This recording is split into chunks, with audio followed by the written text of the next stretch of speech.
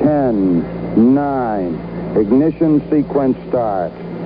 6, 5, 4, 3, 2, 1, 0. All engine running. Liftoff. We have a liftoff. 32 minutes past the hour. Liftoff on Apollo 11.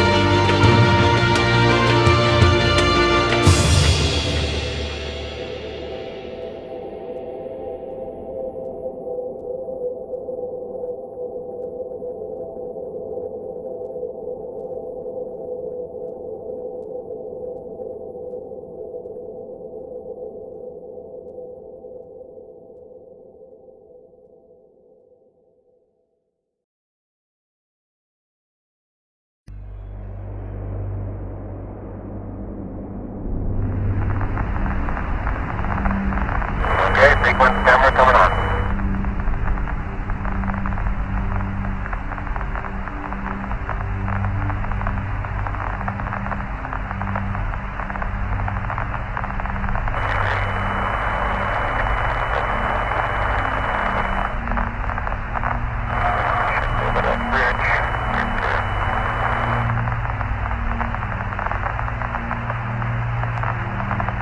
Eagle Houston, if you'd like to try high gain. Pitch 212, yaw 37, over.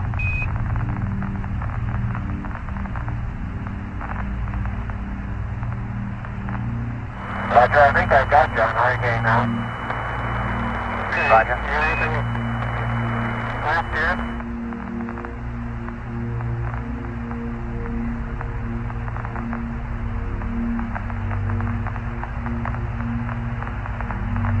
Taking the angle, though?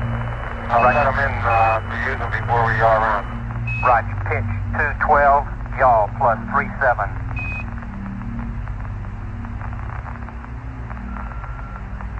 Copy. Okay, what else is left to do here? Copy, man.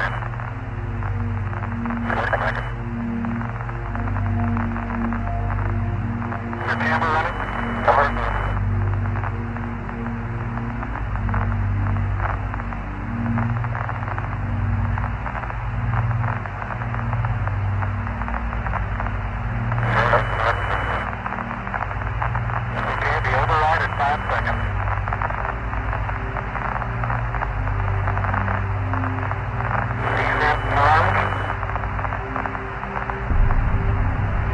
Lights on. Ready to proceed. Proceed.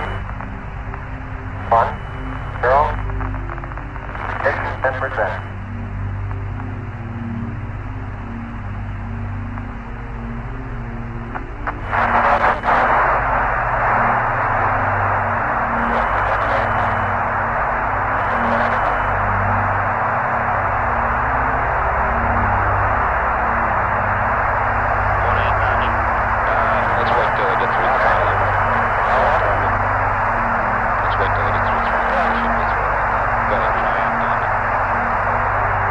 Columbia, Houston, we lost. Tell them to go ass 90, over.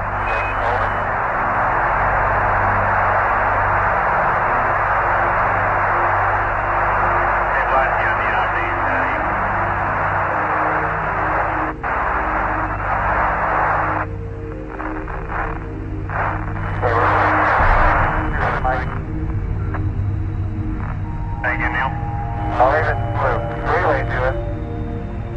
See if they got me now. I got good signal strength in blue. Yeah, you should have me now, Houston. Eagle Eagle, we got you now. It's looking good, over.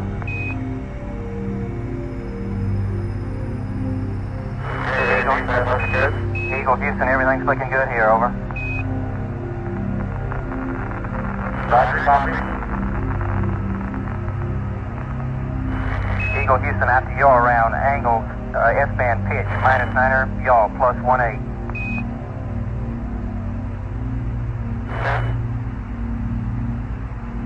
Copy.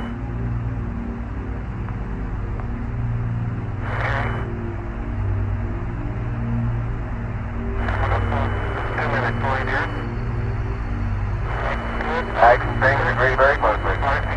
Roger.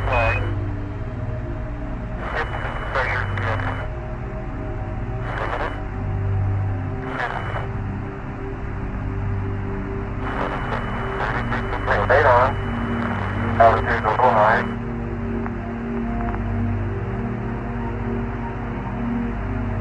Okay, we want to turn.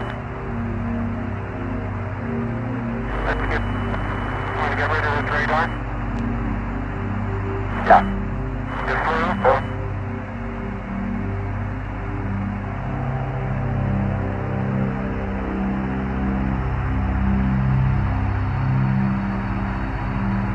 Houston, I'm getting a little fluctuation in the AC voltage now. Roger. 50 meters here. Stand by. It's looking good to us. You're still looking good at coming up 3 minutes.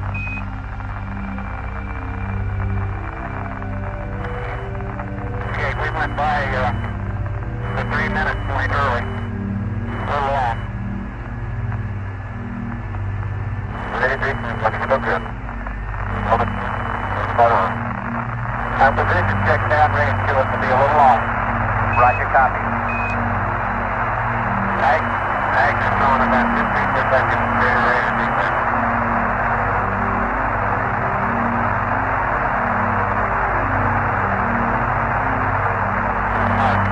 Still at speed line.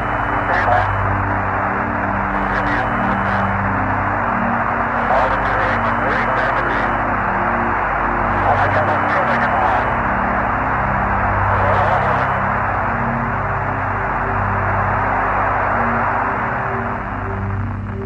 Okay, now watch that signal stream. I think it's going to stop. I'll tell you. That's all I have to do, and then it was.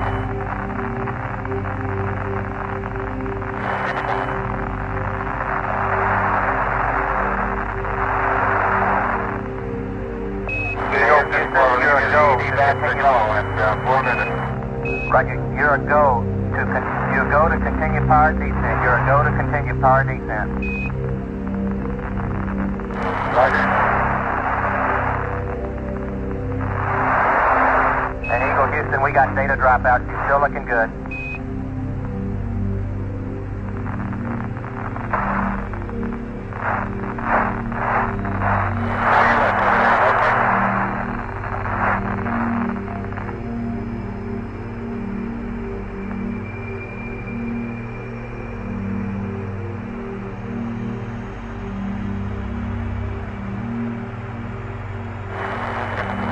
Okay, we got good lock on.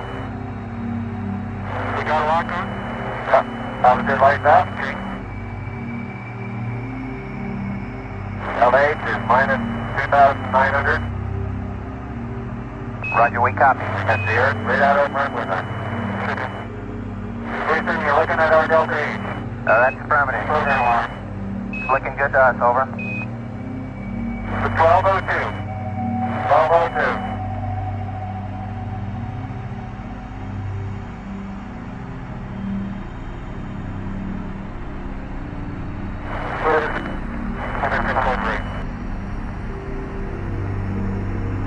Give us a reading on the 1202 program alarm. Roger, we got you. We're going at alarm. Started 330. 6 plus 25, throttle down. 6 plus 25, throttle down. Roger, copy. 6 plus 25.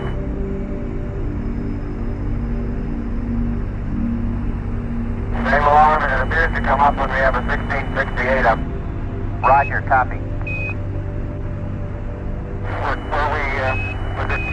Eagle Houston, we'll monitor your Delta Down 8. beautifully. Delta 8 is Looks looking good now. Roger, Delta 8 is looking good to us. Throttle down one time. Roger, Feel it in here when the down. throttle's down. Better in the simulator. Roger.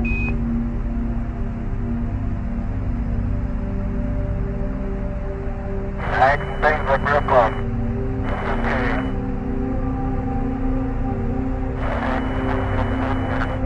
No play. RPS is slow. This is slow. Pressure.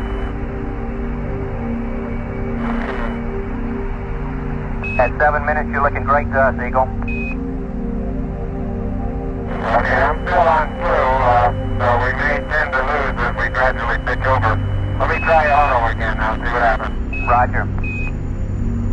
Okay, looks like it's holding. Roger, we got good data. Okay. 7:30 coming up. Should be. 57.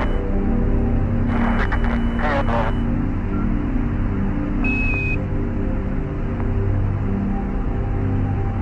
and I have the window. Eagle Houston, it's descent to fuel to monitor, over. You have the window. 42. Coming up on 8 minutes. Would you give us an estimated switchover time, please? Roger, stand by. You're looking great at 8 minutes. 7,000. Eagle, well, you got 30 seconds to P64. Good. I heard.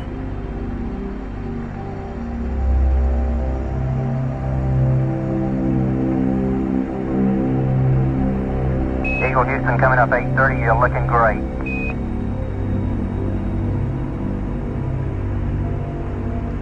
P64. We copy.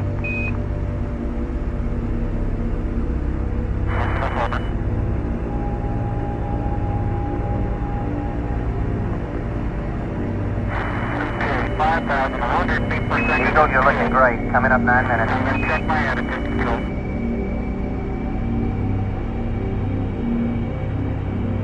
Okay, all flight controllers, go for landing. Retro. Go. Righto. Go. Guidance. Go. Patrol. Go. Telcom. Go. GNC. Go. Ecom. Go. Roger, Surgeon. copy. Go. Capcom, we're go for landing. Eagle Houston, you're a go for landing, over. 3,070. Roger, there, go for landing. 3,000 feet. Copy. 1201. 1201. Roger, 1201. 1201 alarm. Same type, we're go, flight. Okay, we're We're go. go. Same type. We're go. Flight Fido right on, real good. Roger. Roger. How's our margin looking, Bob? It looks okay, we're Okay. about 4.5. Roger. Eagle looking great. You're go.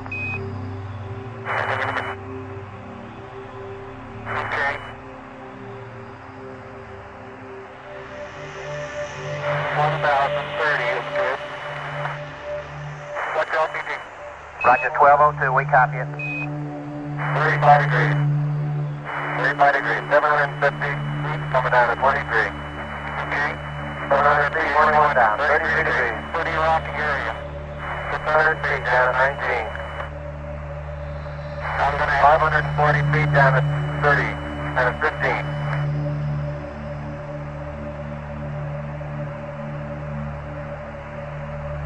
Okay, 400 feet down to 9.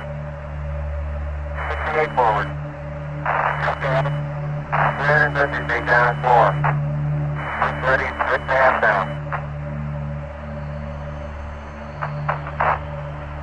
Bring your egg gun nut. Turn on velocity. 300 feet down, 3.5. 47 forward. What up? Down 1.5 down.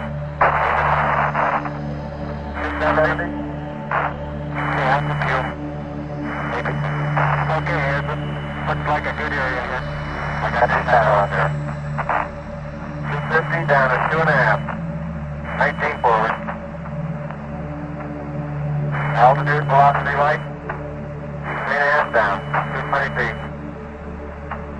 13 forward. 11 forward, going down actually 200 feet. 4.5 down. 5.5 down. We got a good ball over here. 6.5 down. 5.5 down. 9 forward.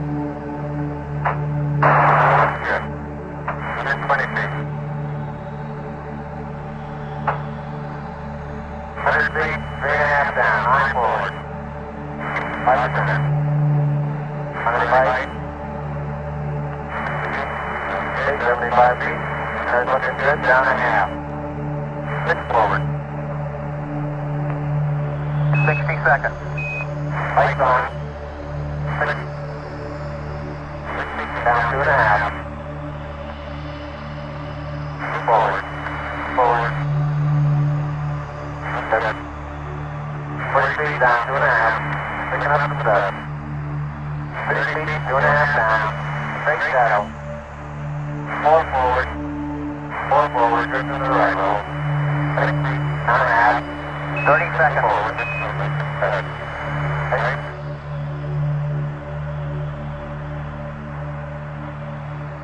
Contact light. Okay, engine stop. HCA out of descent. Out of descent. Boat control, both auto descent. Command override off. Lead arm off.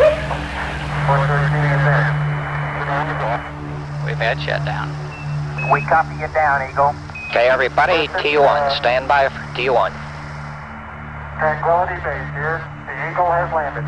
Roger, Tranquility. We copy you on the ground. You got a bunch of guys about to turn blue. We're breathing again. Thanks a lot. Thank you. You're looking good, Harry. Okay, we're going to leave Jersey for a minute. Master arm on. Take care of the descent. Master arm coming on. Okay, all flight controllers, about 45 seconds to T1. Stay, no stay. Flight, that Go, guidance. 14 plus 2 looks beautiful. Roger. Very smooth touchdown.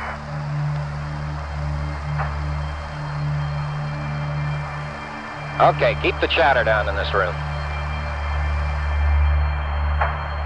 I didn't hear that. Okay, T1, stay, no stay. Retro. Stay. Fido, stay. Guidance. Stay. Control. Stay. Telcom, stay. GNC. Ecom, stay. Surgeon. Stay. Capcom, we're stay for T1. I believe that this nation should commit itself to achieving the goal, before this decade is out, of landing a man on the moon and returning him safely to the earth. No single space project in this period will be more impressive to mankind or more important for the long-range exploration of space, and none will be so difficult or expensive to accomplish.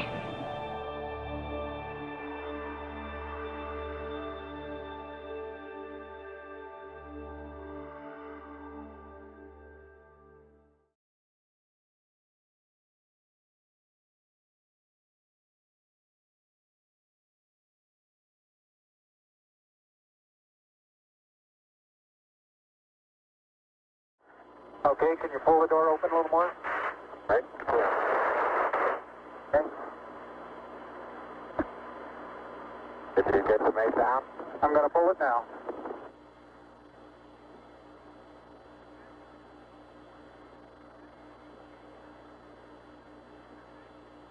Houston, the Mesa came down, all right. Houston, roger, we copy and we're standing by for your TEV.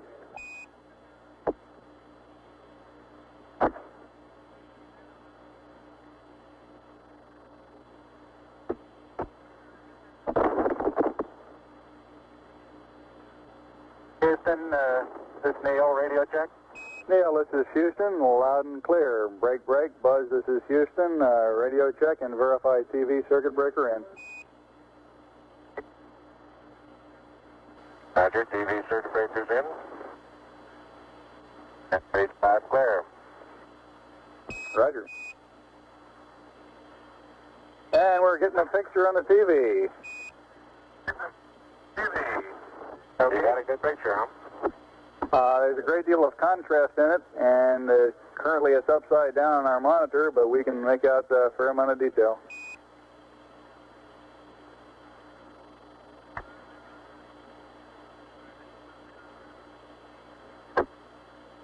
Okay, would you verify the position, the opening I ought to have on the camera?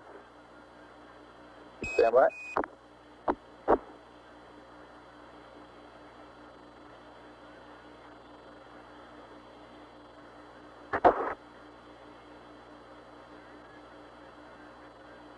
Okay, Neil, we can see you coming down the ladder now.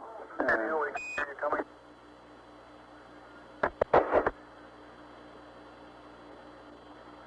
Okay, I just checked getting back up to that first step. It isn't collapsed too far, but it's adequate to get back up. Roger, we copy. It's a pretty good little jump.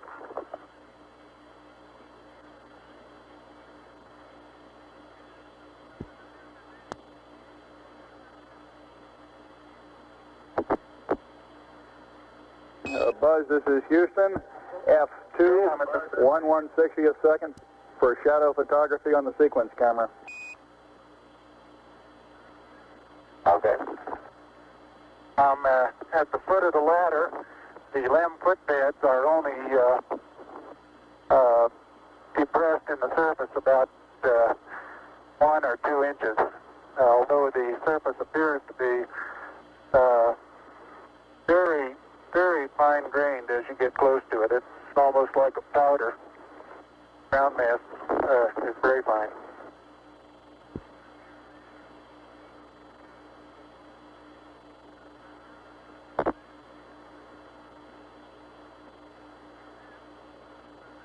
I'm going to step off the LEM now.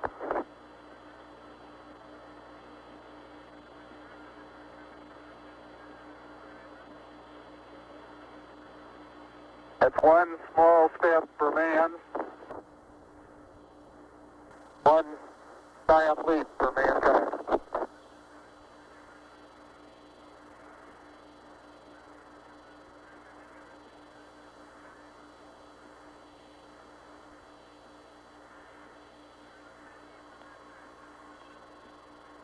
As the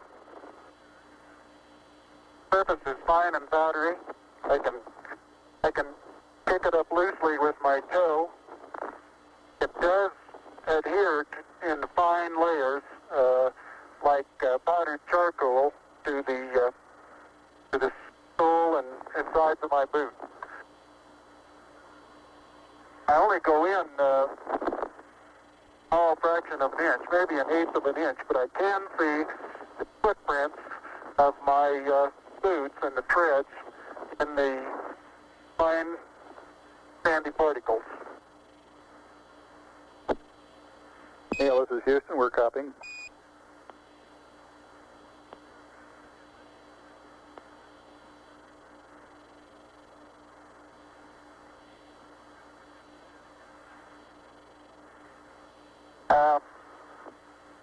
There seems to be no difficulty in moving around as we suspected. It's even perhaps easier than the simulations of 16G that we performed in various simulations on the ground. Absolutely no trouble to walk around.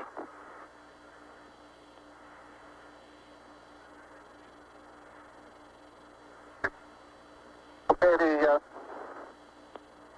descent engine did not leave a crater of any size. It has about 1 foot clearance on the ground. We're essentially on a very level place here. I can see some evidence of rays emanating from the descent engine, but very insignificant amount.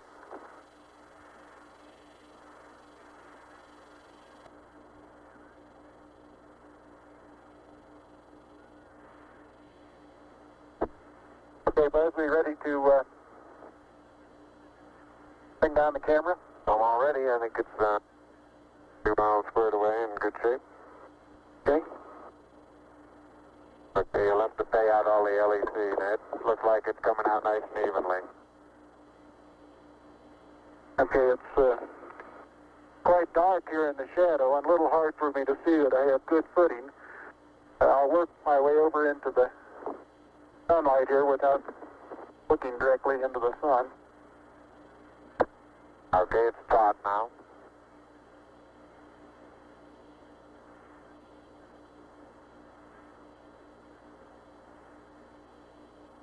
Unofficial time on the first step, 109.2420.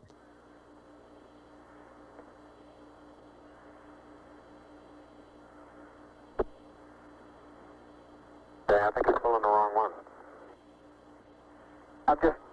Okay, I'm ready to pull it down now. There was still a little bit left in the... Okay, don't hold it quite so tight. Okay? Okay.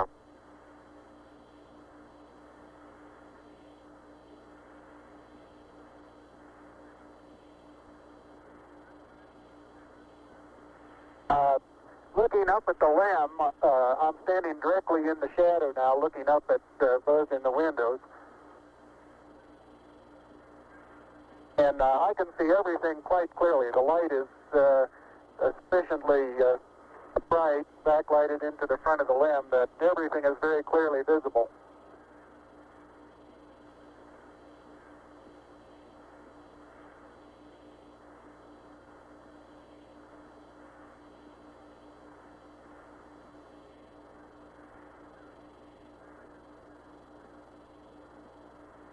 Okay, I'm going to be changing the Okay.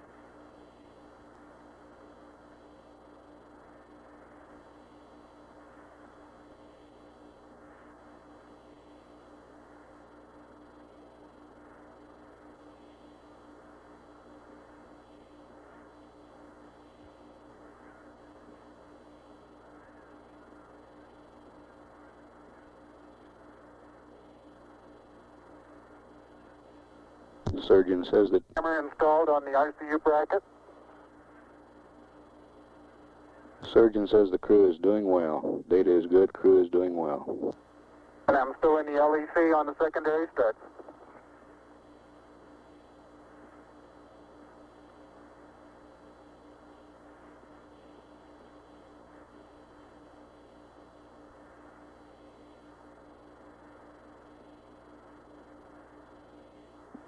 I'll step out and take some of my first pictures here.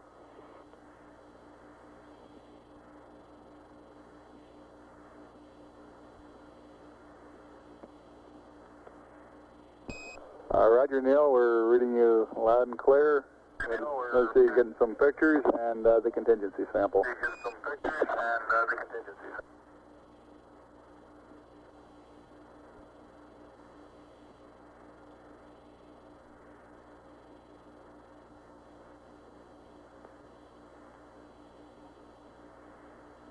Thirty-five and a half minutes of PLSS time expended now.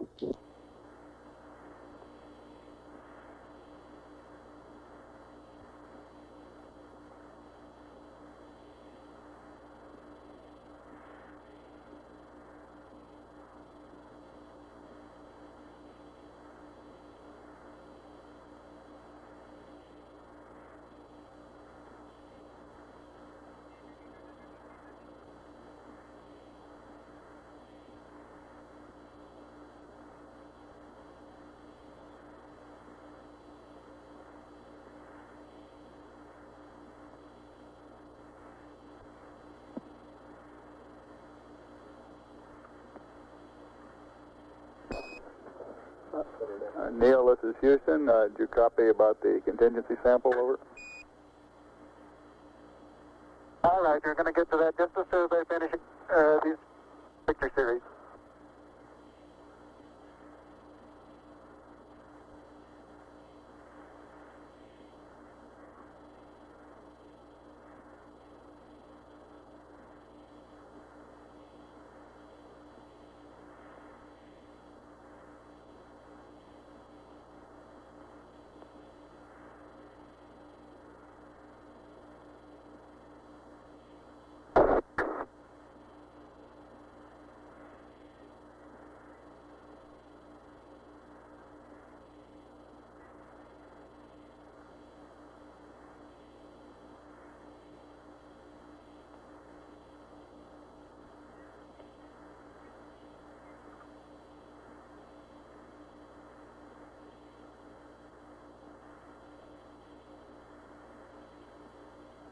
Okay, gonna get the contingency sample there, Neil? Okay, that's good.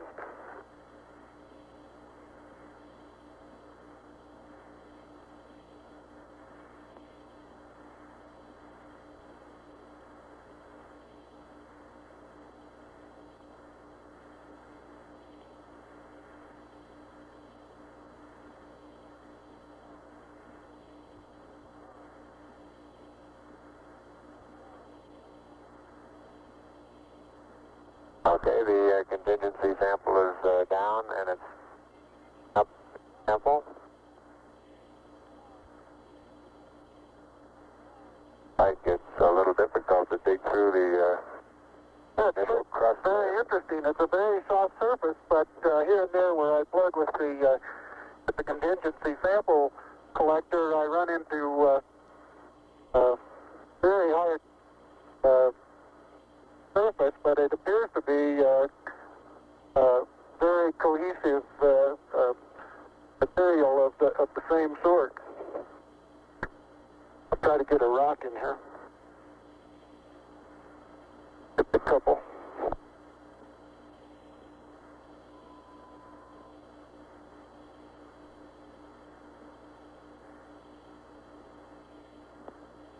Oh, that looks beautiful from here, Neil.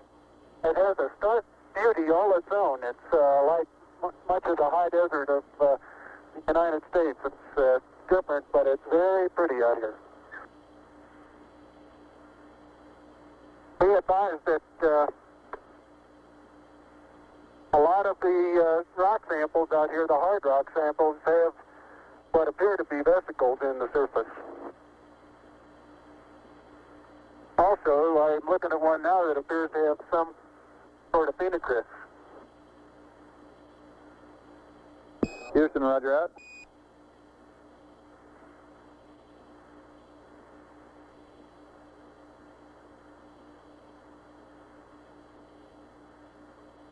Okay, the handle is off the it pushes in about 6 to 8 inches into the surface. Like it's quite easy to It is. It's. I'm sure I could push it in farther, but it's hard for me to bend down farther than that. Now you could throw so You far. can really throw things a long way up here.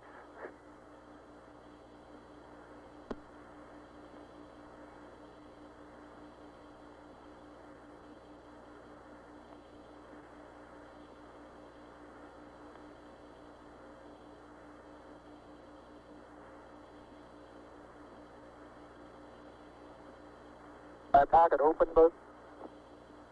Yes, it is. It's not up against your suit, though. Hit it back once more. More toward the inside. Okay, that's good.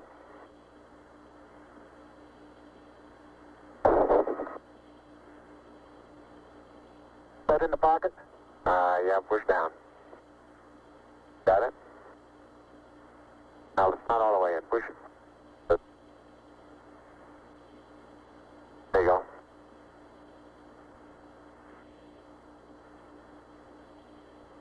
Contingency sample is in the pocket. My oxygen is 81%. I have no flags, and I'm in minimum flow.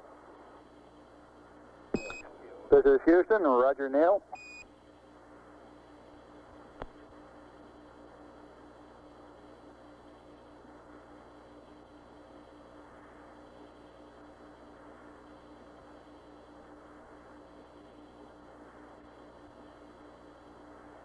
Okay, I got the camera going at 1 frame a second.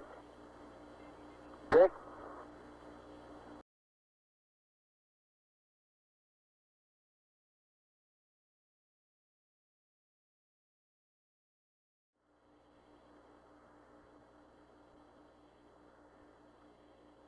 And I've got 80%, no flags.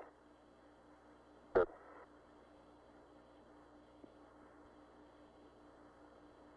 Are you getting a TV picture now, Houston? Neil, yes, we are getting a TV picture.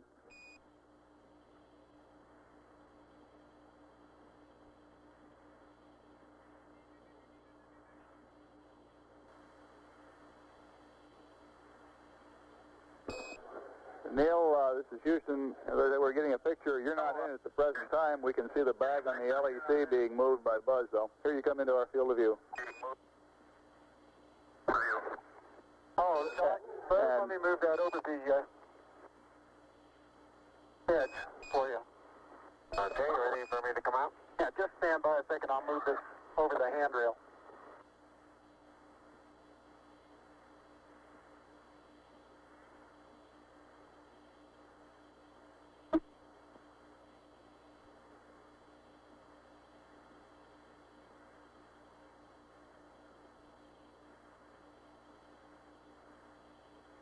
Okay. All right, that's got it. Are you ready? All set.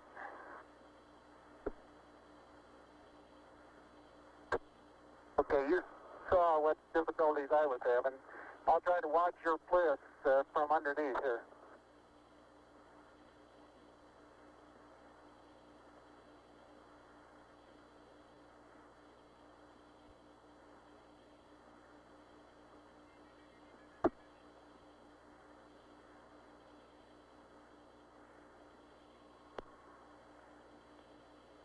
All right, the backup camera's position. Okay, your bliss looks like it's clear and okay. The toes are about to come over the sill.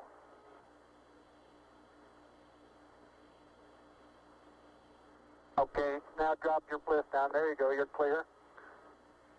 And laterally you're good. Got an inch clearance on top of your bliss. Okay, you need a little bit of arching of the back to come down.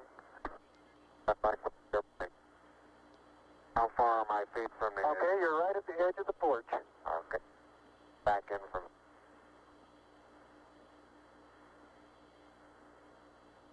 Small little foot movement. Porch. Arching of the back. Moment comes up and clears the bulkhead without any trouble at all. Looks good.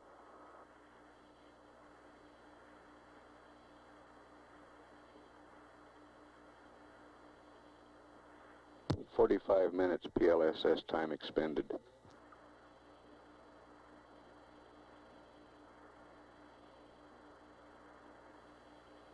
Neil, this is Houston. Based on your camera transfer with the LEC, do you foresee any difficulties in SRC transfer over? Difficulties in SR. Negative. That's the sample return containers, the rock boxes that Capcom... Now I want to back up and partially close the hatch.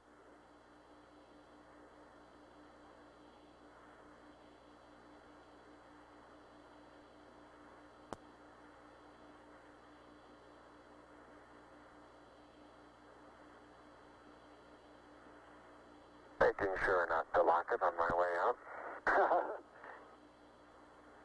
Particularly good thought.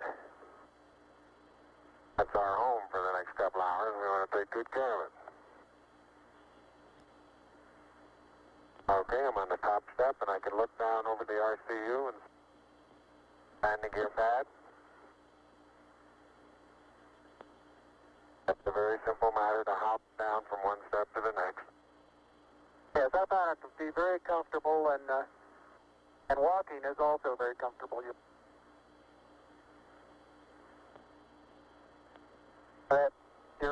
You've got 3 more steps and then a long one.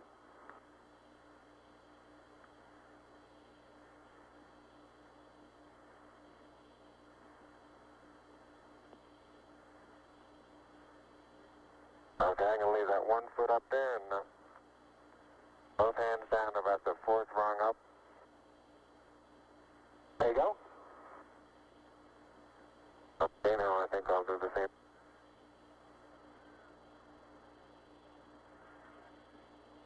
A little more.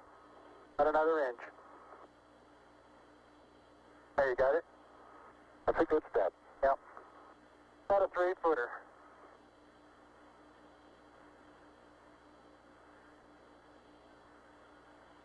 Beautiful view. Isn't that something?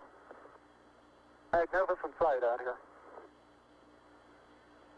magnificent desolation.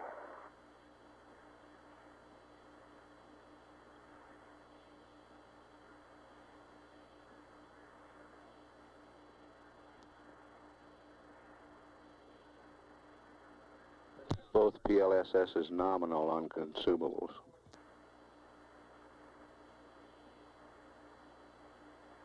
Looks like the secondary strut have little thermal effects on it right here, Neil. Yeah, I noticed that.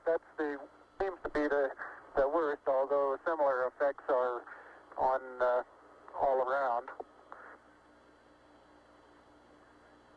It's very, very fine powder, isn't it? Isn't it fine? Right in this area, I don't think there's much of any but fine powder. Some clouds together, and it's hard to tell whether it's a cloud or a rock. Notice how you can pick it out. Yeah, and it bounces and then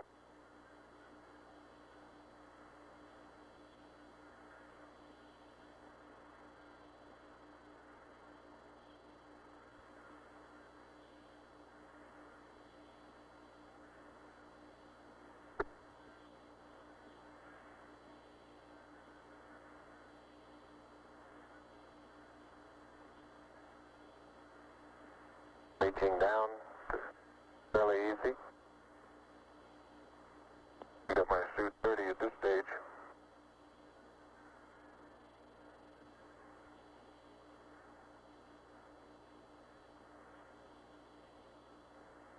The mass of the backpack does have some effect in inertia.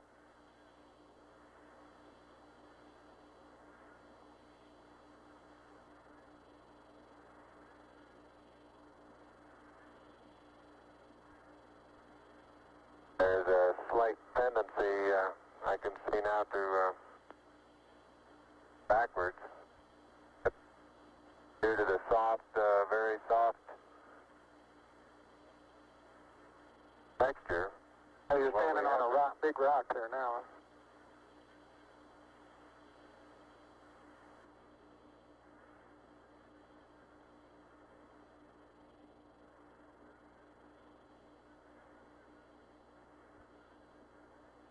Patcher didn't. No, it didn't. That's no crater there at all from the engine. No. I wonder if that right under the engine is where probe might have hit. I like that. Yeah, I think that's a good representation of our sideward velocity of touchdown. That folded the probe. I'll see that probe over on the minus Y strut. Broken off and bent back up. That did, didn't it? The other two both bent over.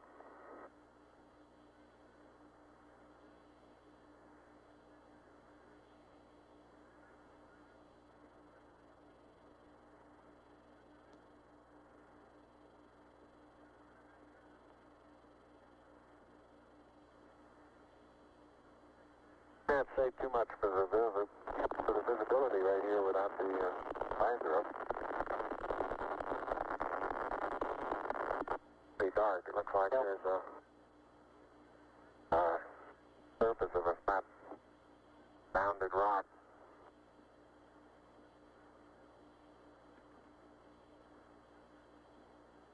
And incidentally, these rocks, very powdery surface.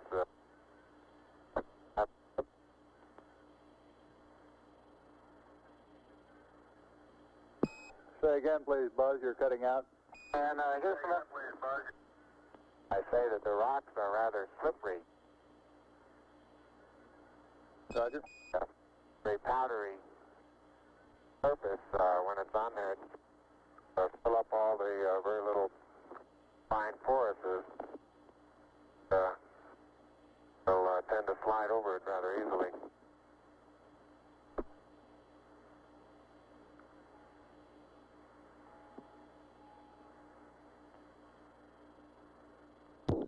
Neil Armstrong getting ready to move the TV camera now out to its panorama position.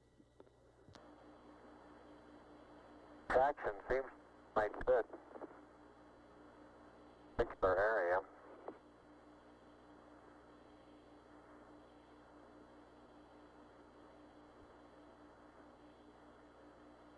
I start to lose my balance in one direction, and recovery is quite natural and very easy.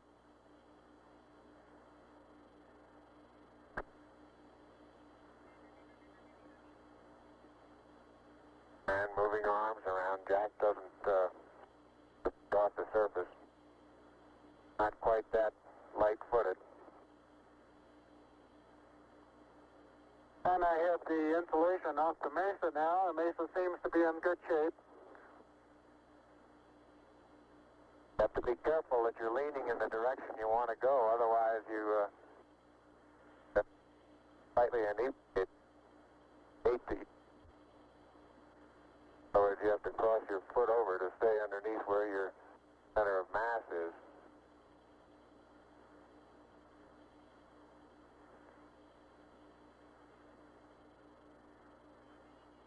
Hey Neil, didn't I say we might see some purple rocks? Find a purple rock? Yep.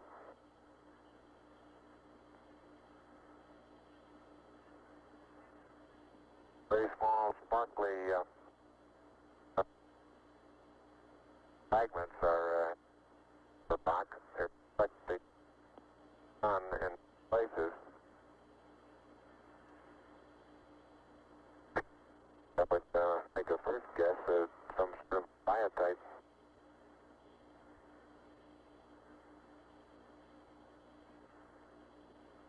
We'll leave that to the further analysis. But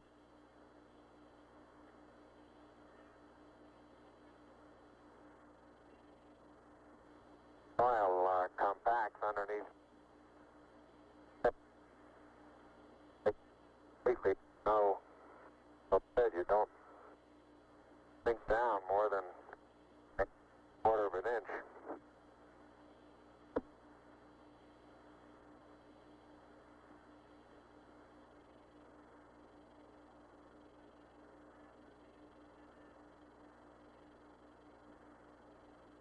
Biotite is a brown mica substance. Okay, Houston, I'm going to change lenses on you. Roger, Neil.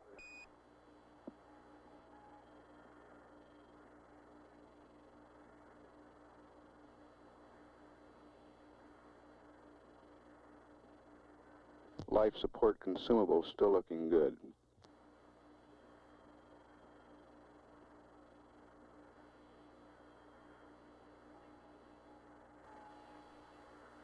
Okay, Houston, tell me, get a new picture. Neil, this is Houston. That's affirmative. We're getting a new picture. You can tell it's a longer focal length lens. And for your information, all LEM systems are go. Over. For your information, all LEM.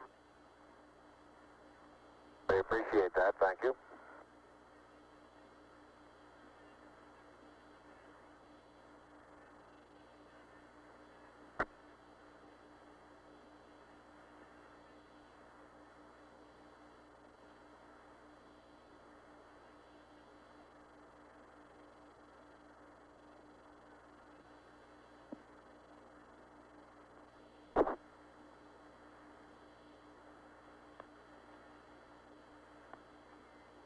Bill is now unveiling the plaque that is.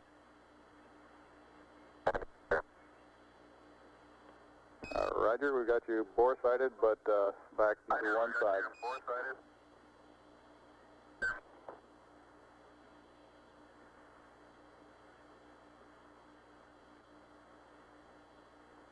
For those who haven't read the plaque, we'll read the plaque that's on the front landing gear of this LEM. There's two hemispheres, one showing each of the two hemispheres of Earth.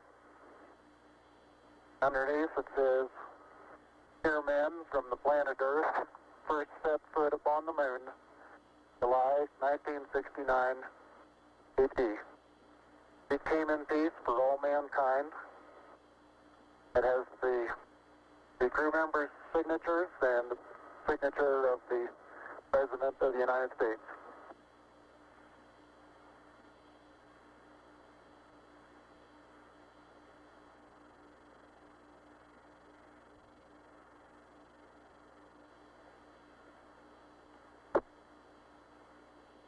me put the camera? Oh, I get it. No, you're taking the TV on now. Touch the LEC there.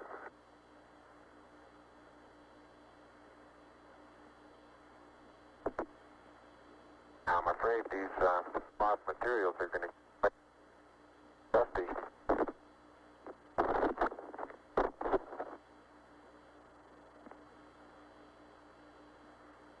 The surface material, powdery.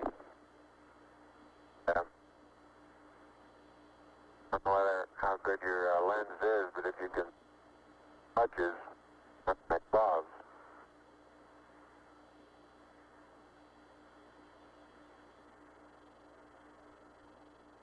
Very much like a very finely powdered carbon, but pretty looking. You pull out some of my cable for me, Buzz?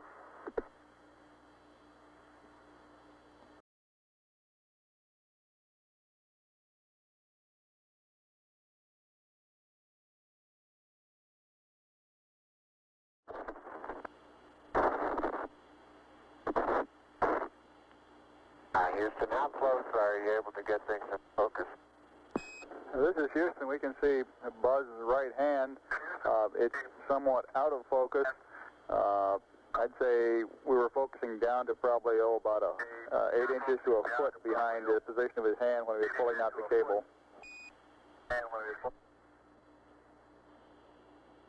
Okay, how's the temperature look on there? Temperature of the camera is showing cold.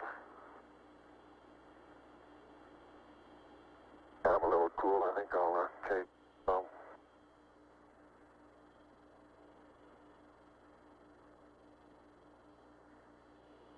I'm on intermediate now, Houston, and I show 3.78. No flags, 74. Houston, roger out. And we'll probably need a little distance at back location. Television camera.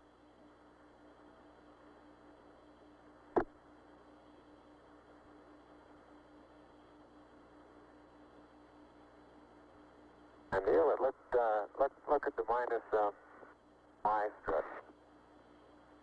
Your direction of travel there. Traveling from right to left. Right. So this one over here underneath the methane engine where the probe first hit. Minus my probe first hit. I got plenty of cable. You got plenty more.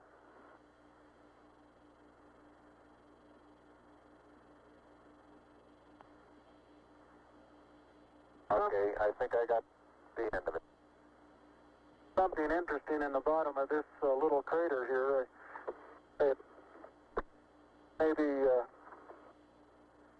Now keep going. We got a lot more. Okay. Getting a little harder to pull out here.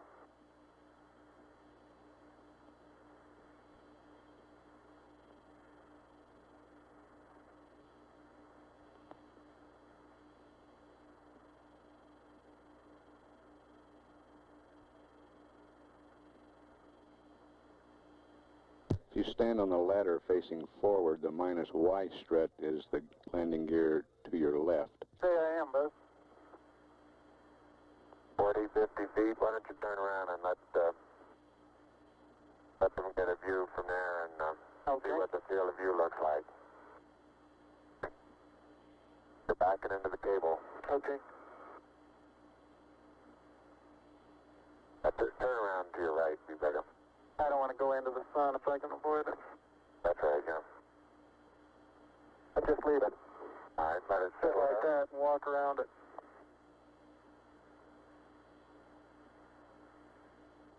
Houston, how's that field of view going to be? Pick up the mesa far away? Right.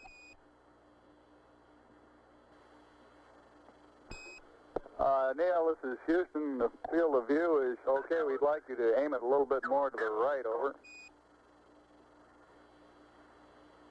Okay. Okay, that's all the cable we have. All the way out. I'll start working on the shoulder. A little bit too much to the right. Can you bring it back left about 4 or 5 degrees?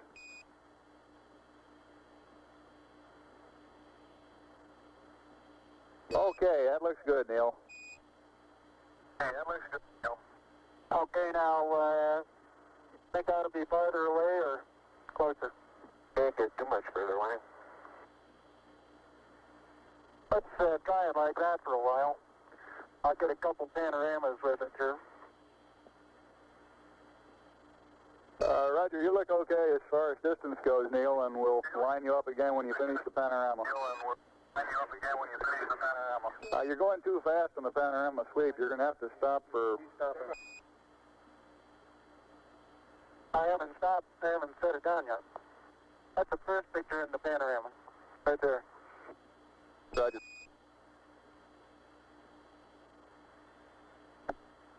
It's taken just about northeast.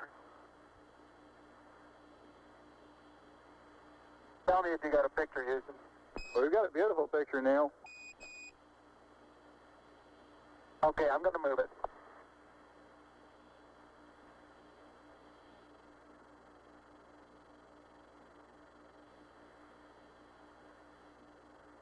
Okay, there's another good one.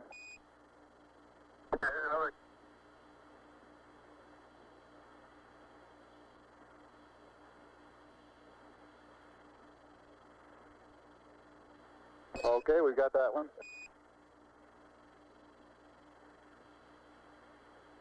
Okay, now this one's right down sun, straight west.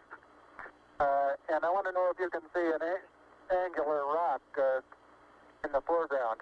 Roger, we have a large angular rock in the foreground, and it looks like a much smaller rock a couple of inches to the left of it. Over.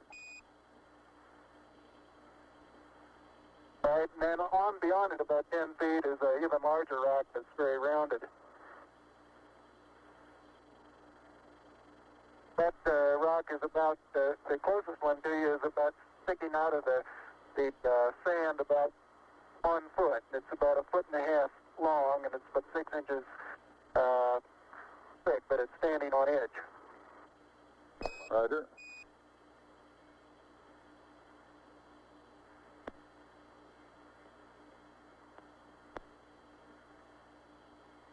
Okay, Neil, I've got the table out. The bag deployed. We got this view, Neil.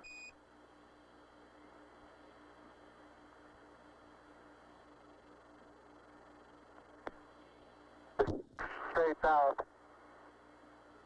Roger, and we see the shadow of the limb. In the hills, Roger, the little hills just beyond the shadow of the limb is a pair of elongate craters. Probably the pair together is 40 feet long and 20 feet across, and they're probably 6 feet deep. We'll probably get some more work in there later.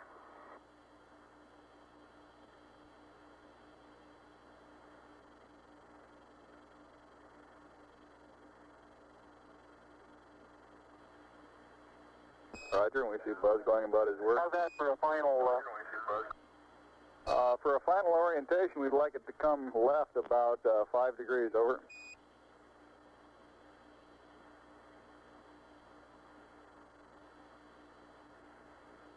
Back to the right about half as much. Okay.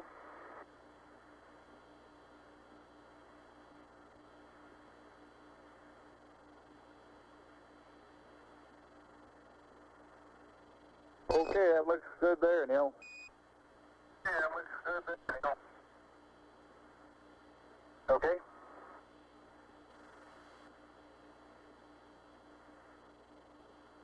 1 hour, 7 minutes time expended.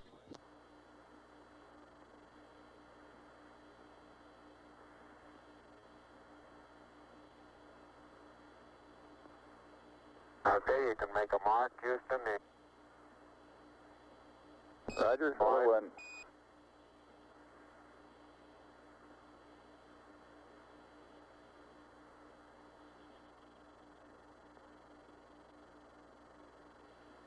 Incidentally, you can use the shadow that the staff makes to assist you in getting it perpendicular.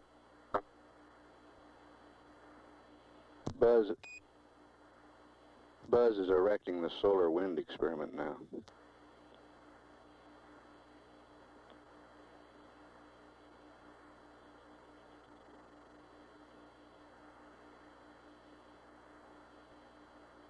Some of these small depressions, big soft, and you tend to think, oh, maybe 2 or 3 inches.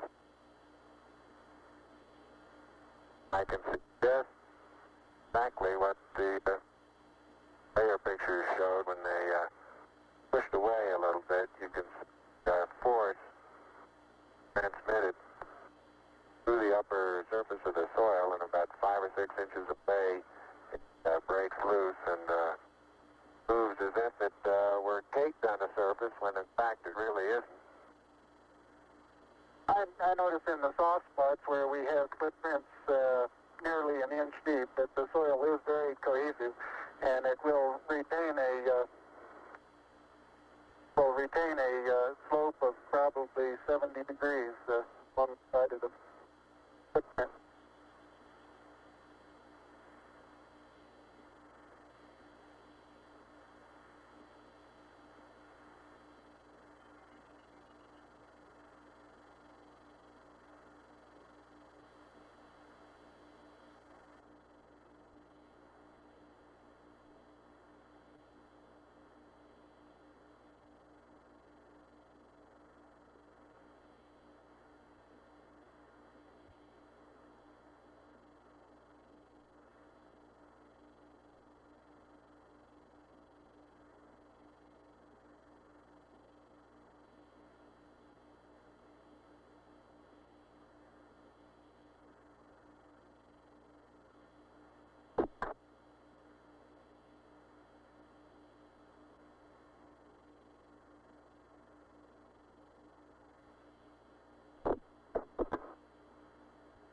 All limb systems still looking good.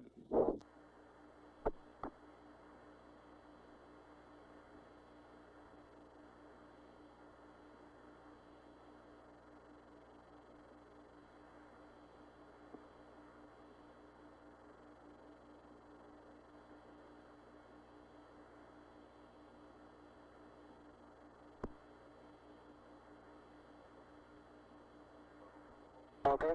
Yeah, I think that's next.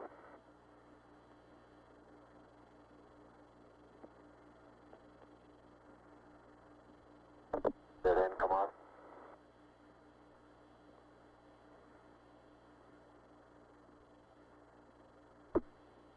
Oh, I get the camera.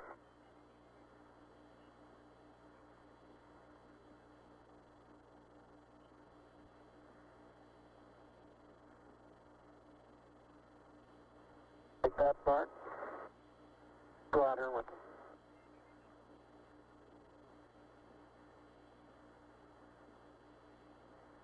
Right up to the rocker.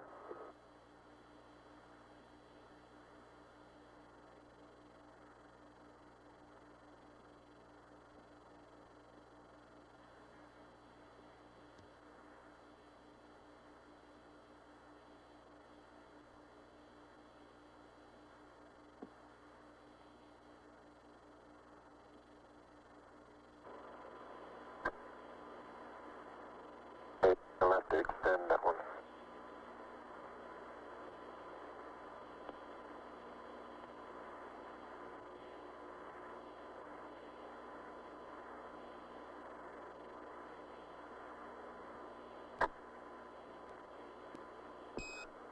Columbia, this is Houston, ALS, over.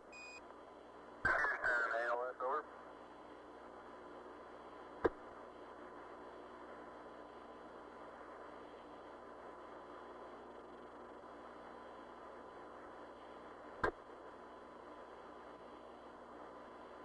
Neil Armstrong's been on the lunar surface now almost 45 minutes. It's bad. I don't have a camera.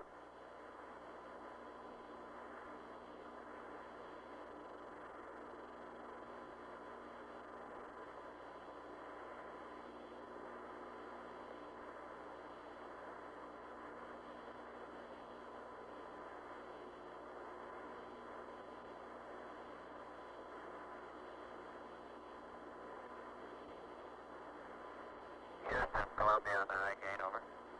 Columbia, this is Houston, reading you loud and clear, over. This is Houston reading. Yeah, reading you loud and clear. How's it going? Roger, the EVA is progressing beautifully. I believe they're setting up the flag now. Great. I guess you're about the only person around that doesn't have TV coverage of the scene. That's all right, I don't mind a bit.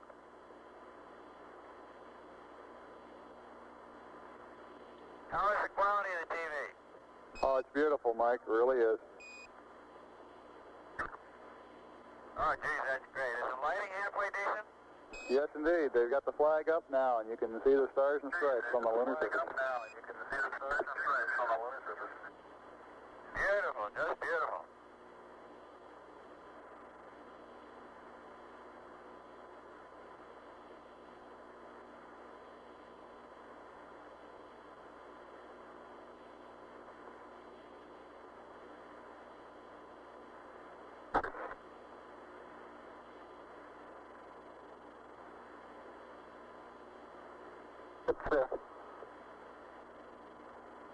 See if you can pull that end off a little bit. Straighten that end up a little.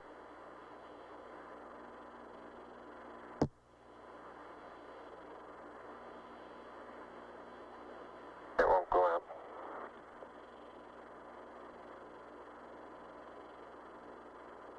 Okay.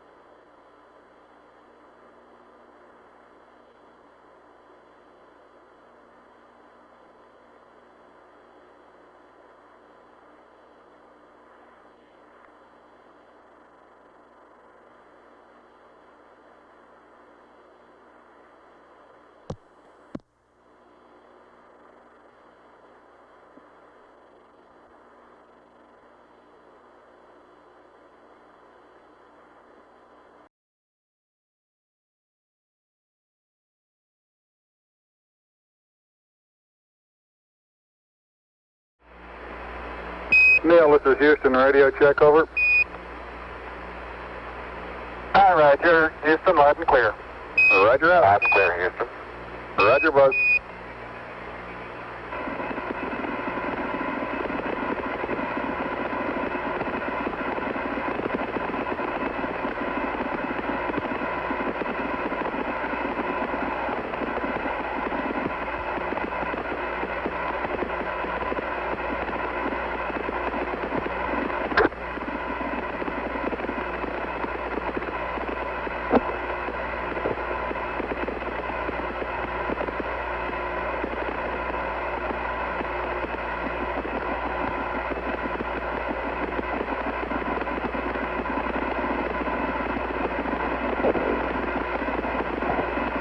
I'd like to evaluate the various paces that a person can traveling on the lunar surface. I believe I'm out of your field of view. Is that right now, Houston? That's affirmative, Buzz.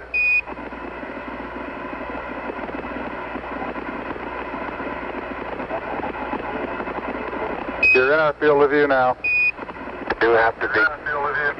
Alright, you do have to be rather careful to keep track of where your center of mass is. Sometimes it takes about 2 or 3 paces to make sure that you've got your feet underneath you.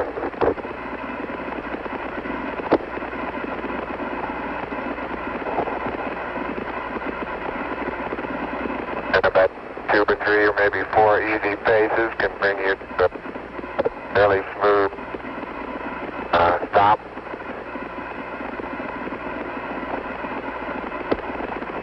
Direction.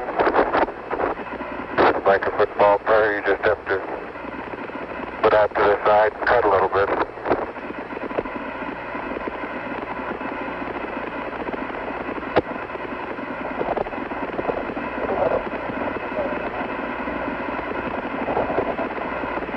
So-called kangaroo hop does work, but it seems your forward stability is not quite as good as it is in the more conventional one foot after another.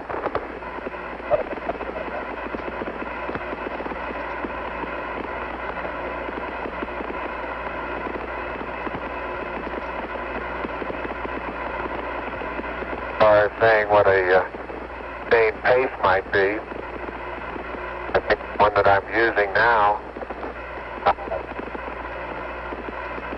would get rather tiring after several hundred. But this may be a function of the suit as well as lack of gravity force here.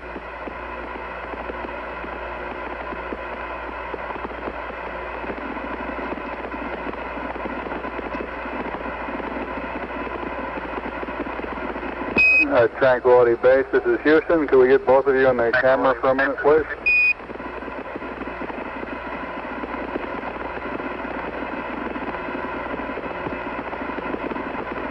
Say again, Houston. Roger, we'd like to get both of you on the field of view of the camera for a minute. Roger, let's get both of you on the field of view of the camera for a minute. Neil and Buzz, the President of the United States is in his office now and would like to say a few words to you. Over.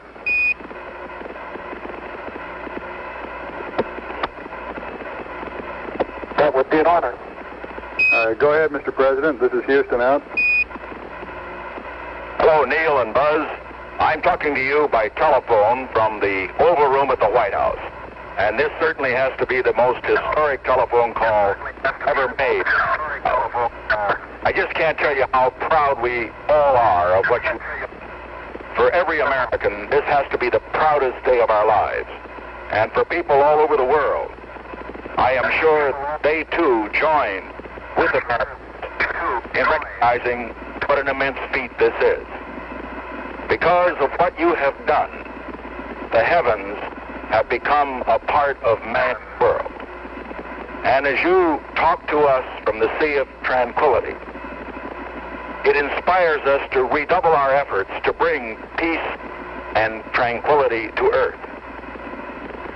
For one priceless moment in the whole history of man, all the people on this earth are truly one.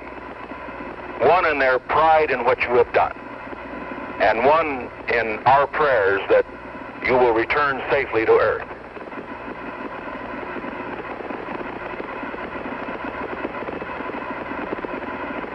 Thank you, Mr. President. It's a great honor and privilege for us to be here representing not only the United States, but men of peace of all nations, and with interest and a curiosity and with a vision for the future. Honor for us to be able to participate here today. And thank you very much, and I look forward, all of us look forward to seeing you on the Hornet on Thursday.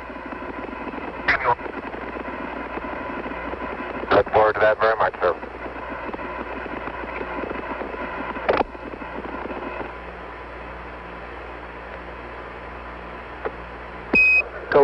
Columbia, this is Houston, over. Loud and clear, Houston. Roger, I've got a P-22 auto update pad, auto optics pad for you.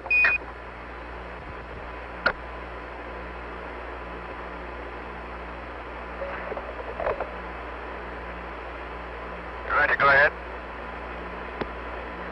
Roger, P-22, landmark ID, LEM, T1, 1102656. T2, 1103206. 3 miles south.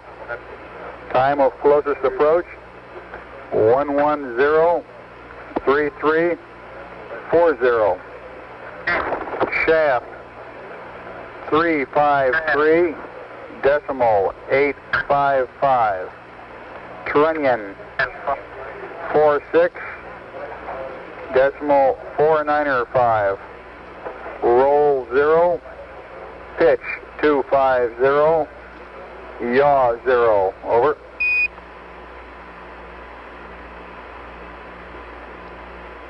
Roger, thank you. Read back now required. Roger, out.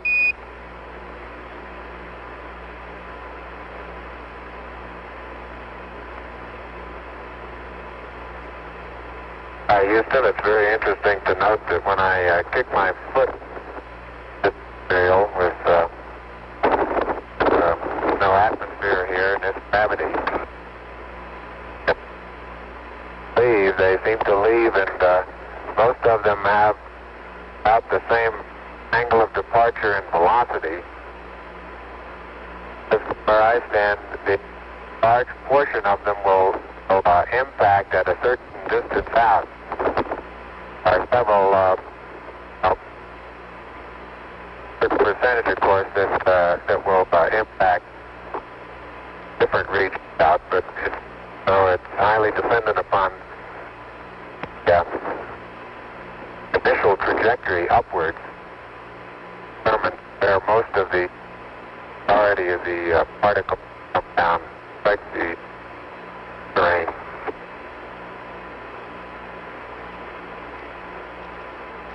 Roger, Buzz, and break, Columbia. This is Houston. When you track out of high gain antenna limits, request Omni Delta. Omni Delta, over. So be it. I've noticed several times in going from the sunlight into the shadow that just as I go in, I catch an additional reflection off the LEM, along with the reflection off my face onto the visor, makes visibility very poor just at the transition sunlight into the shadow. I essentially have so much glare coming onto my visor, I'm under shadow until helmet actually gets shadow, and then it takes a short while for my eyes to adapt to lighting conditions. Inside the shadow area, visibility, as we've said before, is not too great, but both visors up. We can certainly get what sort of footprints we have and the general condition of the soil. Again, after being out in the sunlight a while, it takes... watch it, Neil. Neil, you're on the cable. Okay. Yeah, lift up your right foot. Right foot. It's still, your toe is still hooked in it. That one? Yeah, it's still hooked in it. Wait a minute. Okay, you're clear now. Thank you. Let's move that over this way. Neil Armstrong has the scoop for the bulk sample collection.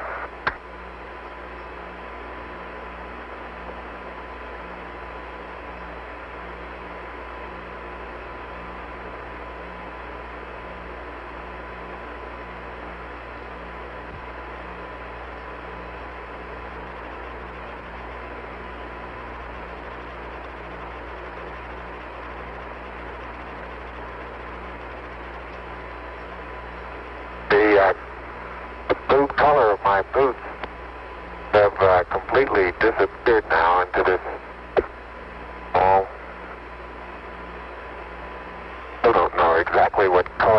describe this other than grayish cocoa color. Seems to be covering most of the wider part of the boot. Color that had very fine particles.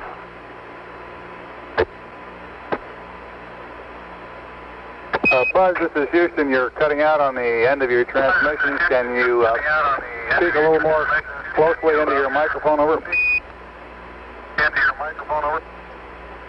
Roger, I'll try that. Beautiful. Well, I had that one inside my mouth that time. Sounded a little wet. A little wet.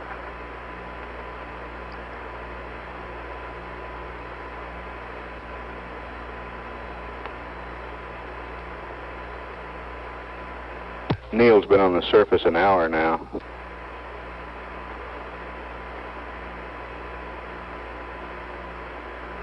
Buzz, not quite 20 minutes less than that.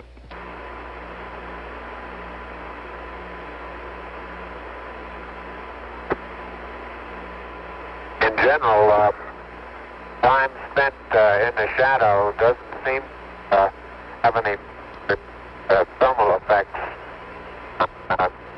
We still inside the suit. There is a difference, of course, in the coming radiation in the helmet, so I think there's a tendency to feel a little cooler in the shadow than we feel out in the sun.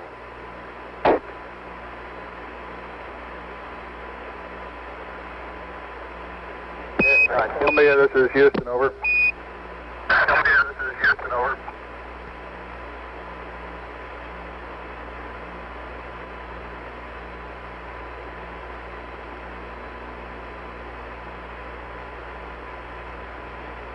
One hour and a half expended on the PLSSs now. Columbia, this is Houston, over.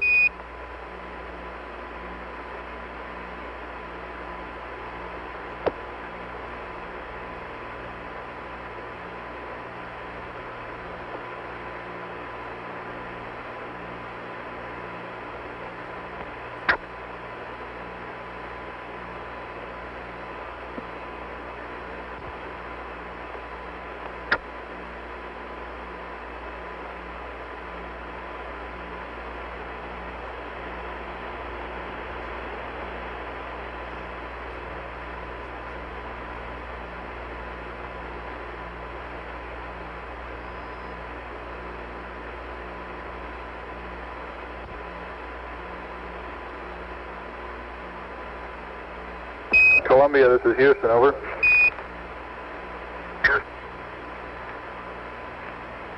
Houston, Columbia, Delta. Roger, you should have VHF AOS with the LEM right about now. VHF LOS will be at 40 minutes, 15 seconds, over. Thank you.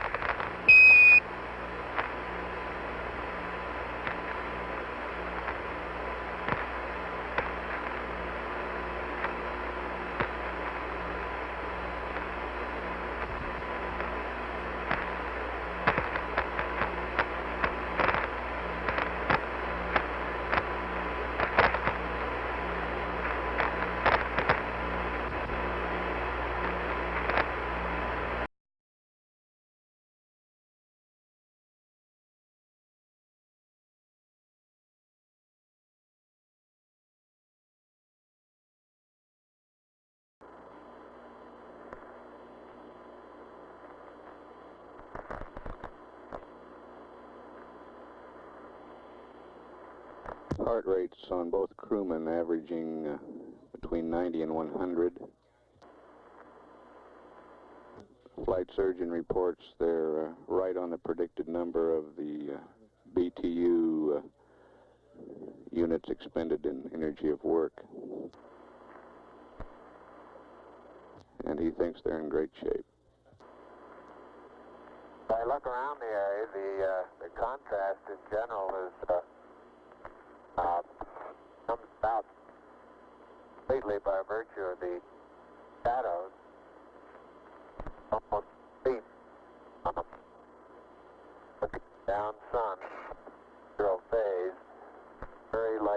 colored gray, light gray colored, like the halo around my own shadow, around the shadow of my helmet. Then as I look off cross sun, the contrast becomes strongest in that the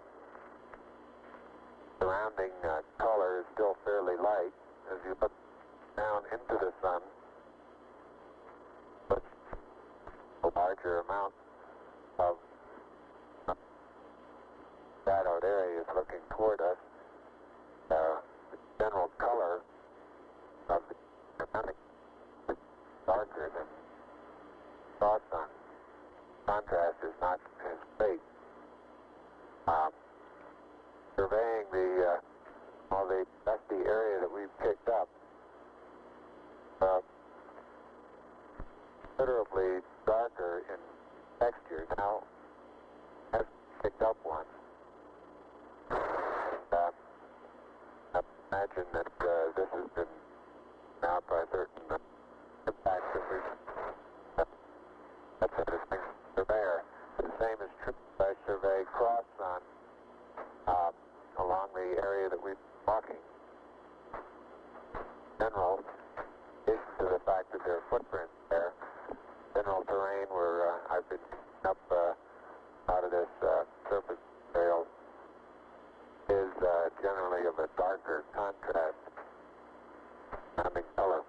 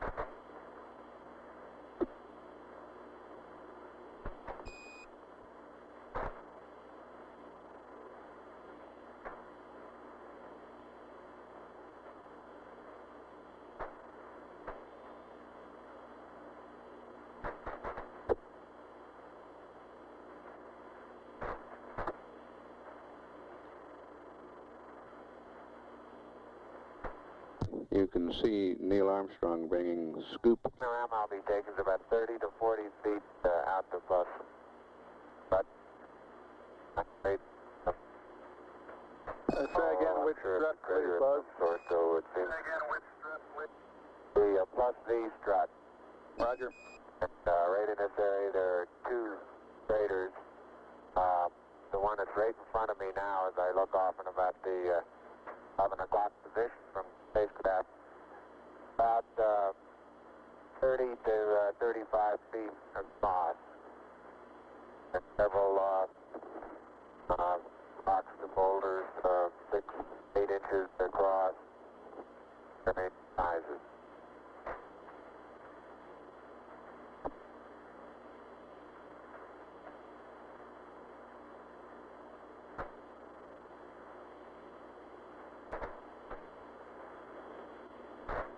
Neil is filling the bulk sample bag attached to a scale. You can see him in the picture. Buzz is behind the limb at the minus Z strut.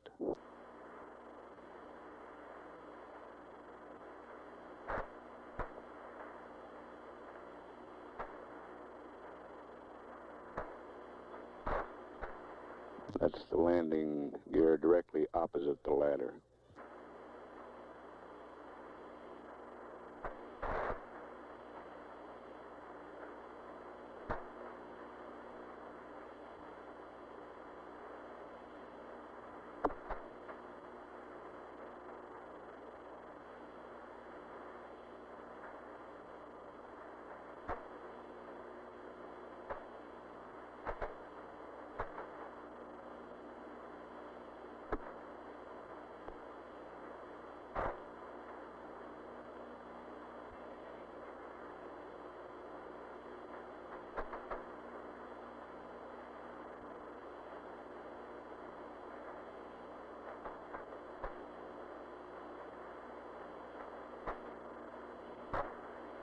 Neil's been on the surface about an hour and 10 minutes now.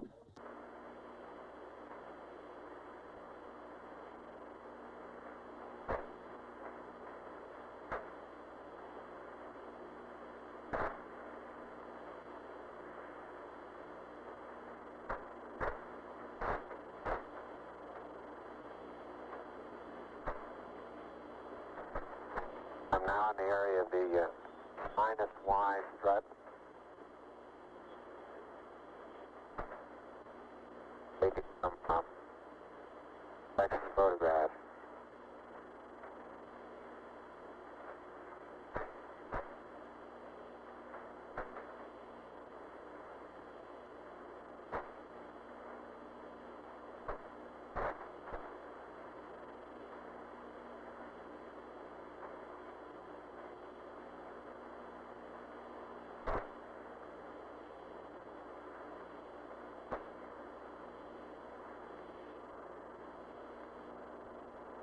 Buzz is making his way around the lamb, photographing it from various angles, looking at its condition on all sides.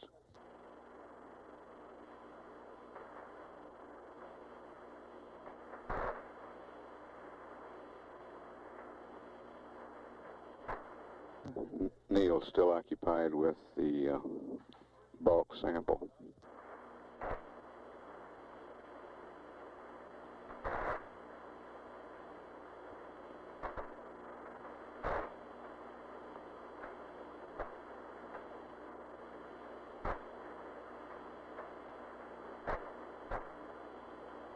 One hour, 40 minutes time expended on the PLSSs now.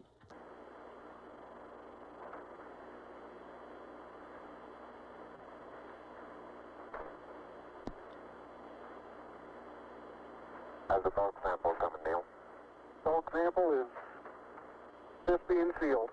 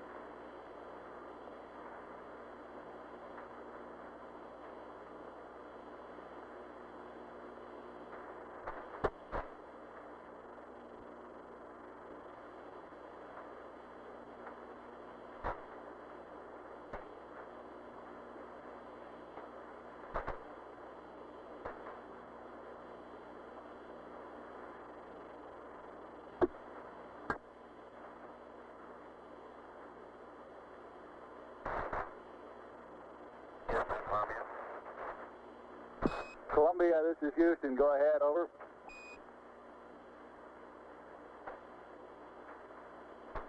Roger, no marks on the left that time. I did see a suspiciously small white object whose coordinates are.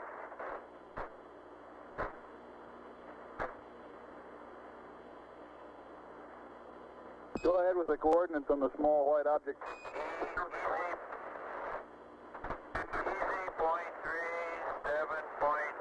But I'm sure they him, and it's right on the southwest rim of a crater. I think they would know it if they were in such a location. It looks like their limb would be pitched up at quite a degree. It's on the southwest wall of a smallish crater. Roger, copy Echo decimal 3 and 7 decimal 6.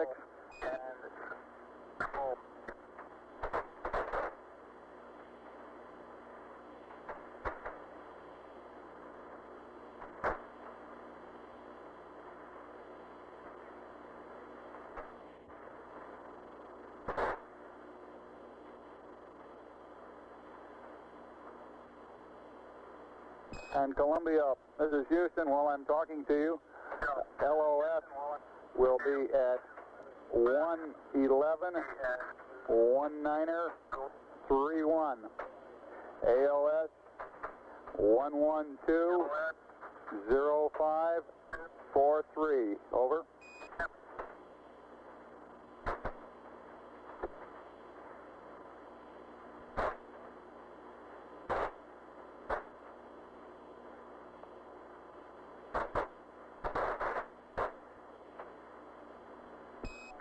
Columbia, this is Houston. Did you copy LOS, AOS times? Over. Copy. AOS. Negative, Houston. You're broken. Disregard. I might get them off the flight plan. Roger, out.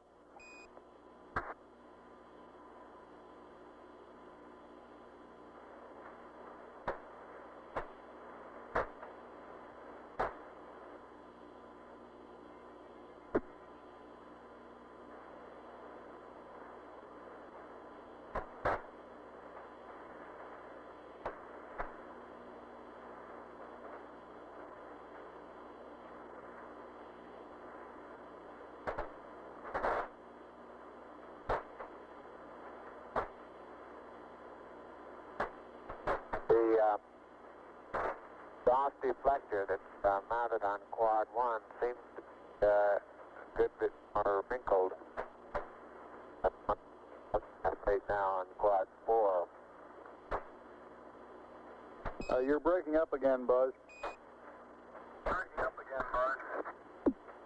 I say the jet deflector that's mounted on quad 4 seems to be, the surface of it seems to be more wrinkled than the one that's on quad 1. Generally, underneath part of the LEM seems to have stood up quite well to the, look at some pictures in the half part of the LEM. The sun illuminate the thermal effects much better than we could get them up here in the front. Roger, out. I want to get some particular photographs of the bulk sample area, Neil. Okay.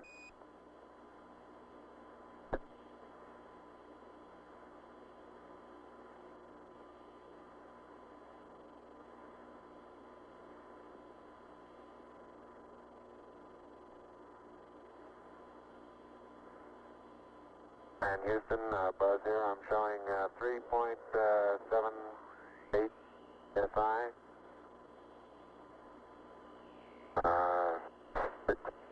3%, no flags. Adequate. Light warming, fingers.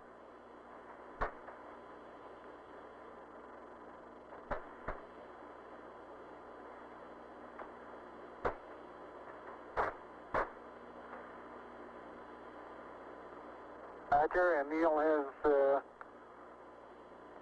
66% O2, no flags, minimum cooling, and the suit pressure is 382. Houston, roger, out.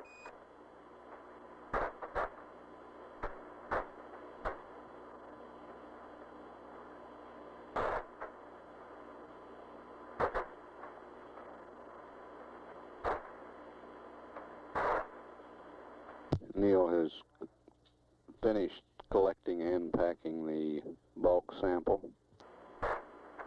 Buzz, this is Houston. Have you removed the close-up camera from the Mesa yet? Over.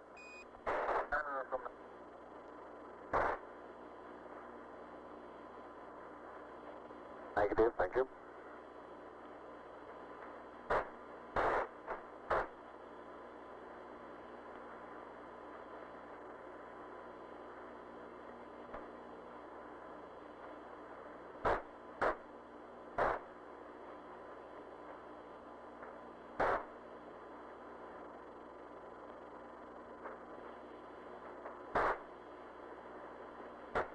Get a panorama there. Okay.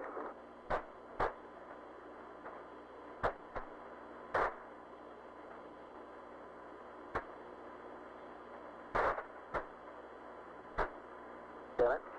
Got it.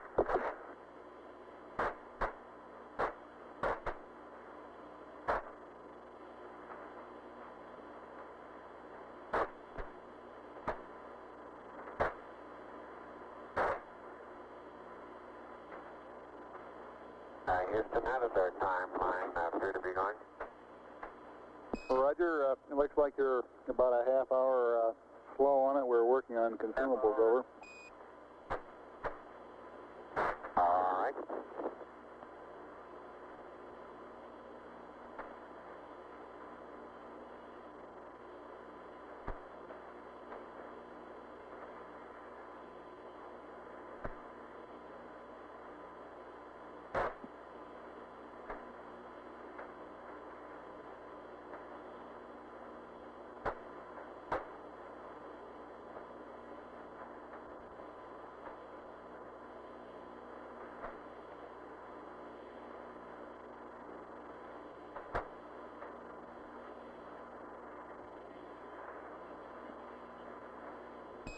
Neil and Buzz, this is Houston.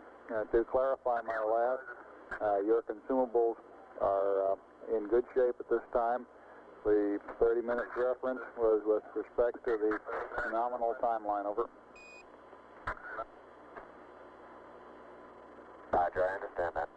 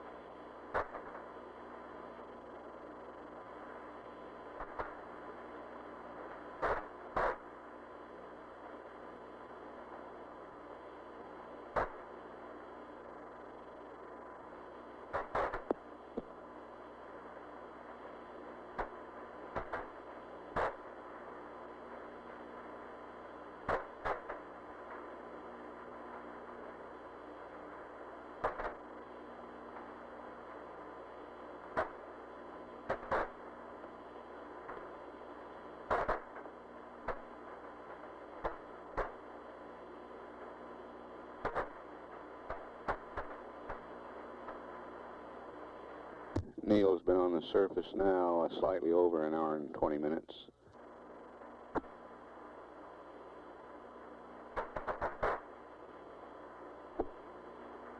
Hey, don't note any abnormalities in the limb. Quads seem to be in good shape. The primary and secondary struts are in good shape. Antennas are all in place.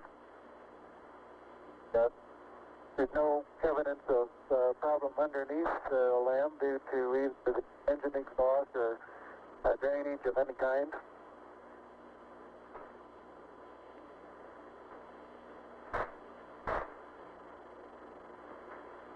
Roger up. It's very surprising, very surprising lack of penetration of all four of the foot pads. I'd say if we were to try and determine just how far below the surface they would have penetrated, you'd measure in 2 or 3 inches, wouldn't you say, Neil? At the most, yeah. That fly strut there is probably even less than that.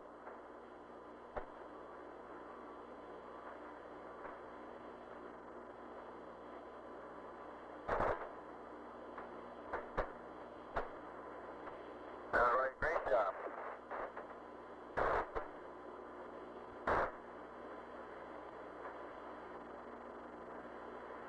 I get a picture of the bus-Y strut taken from here, the descent stage, and I think we'll be able to see a little bit better what the ripple effects are. Seem to be quite minimal.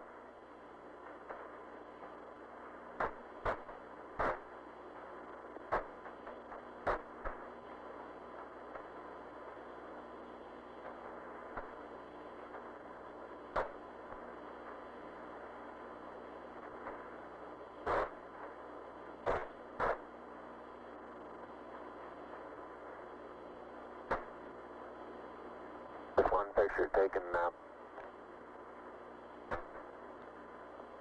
right rear of the spacecraft, looking at the skirt of the descent stage. So a slight darkening of the surface color, a rather minimal amount of radiating or etching away or erosion of the surface. And now on descent, both of us remarked that we could see a large amount of very fine dust particles moving out.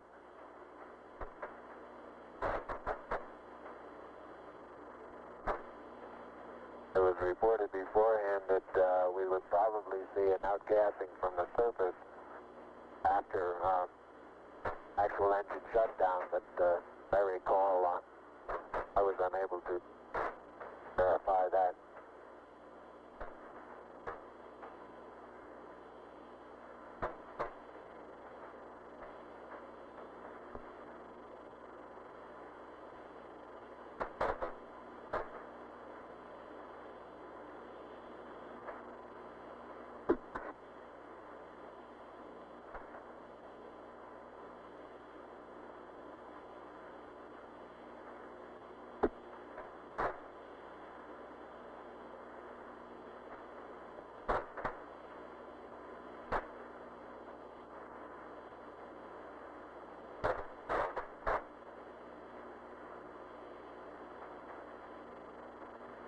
Too big an angle, Neil.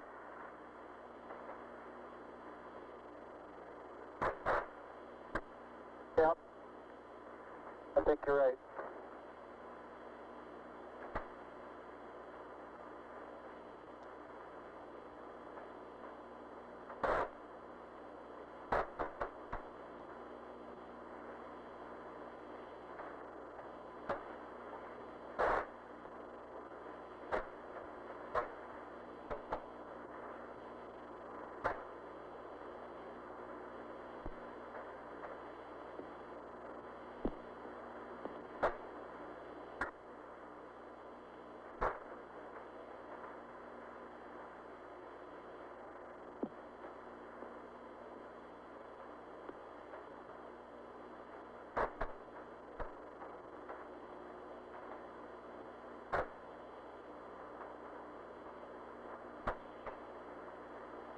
Go back at the minus V strut now.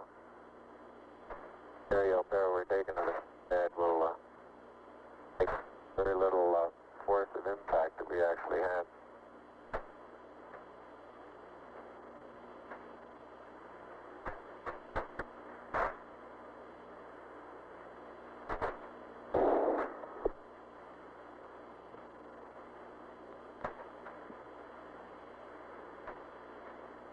And Neil, if you'll take the camera, I'll work on the SEQ bay. Okay. Columbia, Columbia, this is Houston. I noticed that Columbia, this is Houston. Go ahead, bud. Try to get some close-up pictures of that front.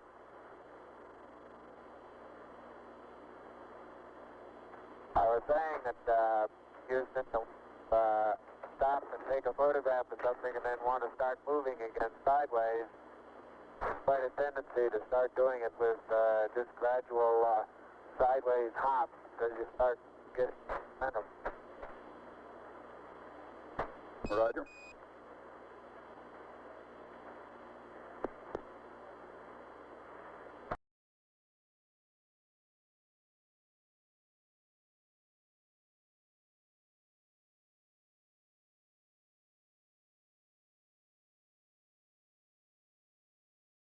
Can you see us underneath the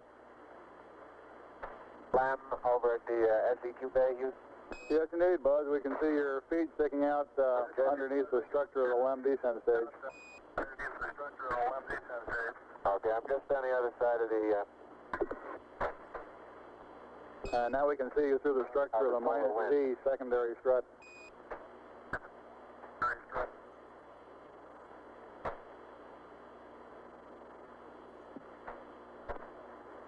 The SEQ bay contains the scientific experiments to be left on the surface of the moon, the laser, reflector. They're open, and it looks like they're going to stay up without any problem.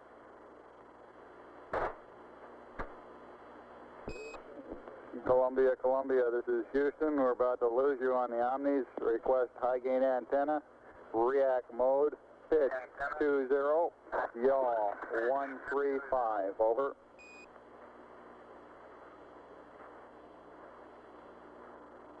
I'm going to pick an area, Neil. Make that yaw 175, Columbia, yaw 175 on the high gain.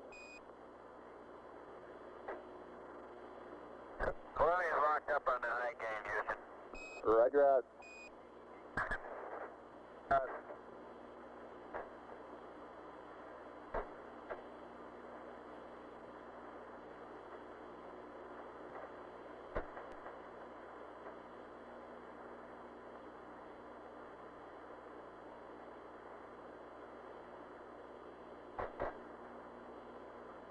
Surgeon says everything looks fine.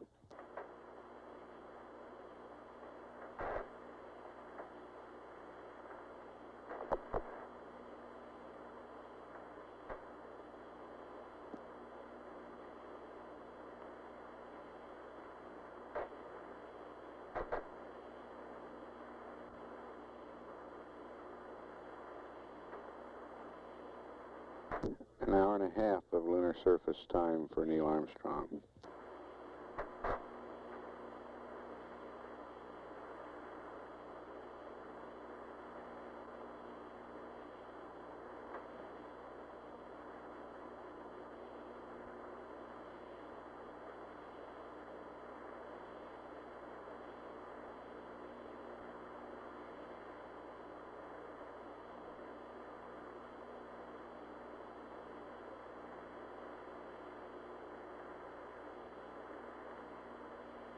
Houston, the passive seismometer has been deployed manually.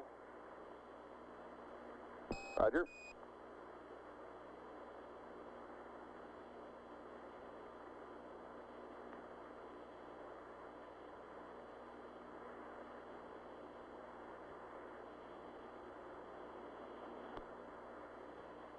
They've been on the portable life support systems for 2 hours now.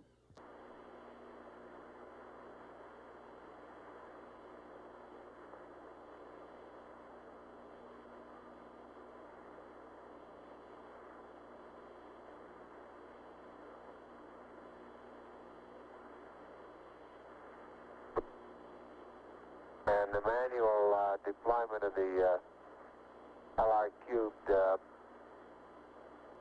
little spring that's at the end of the string pulled off of the pit fin. Now, however, I was able to reach up and get hold of the pit fin and pull it loose. So it'll be deployed manually also. Roger.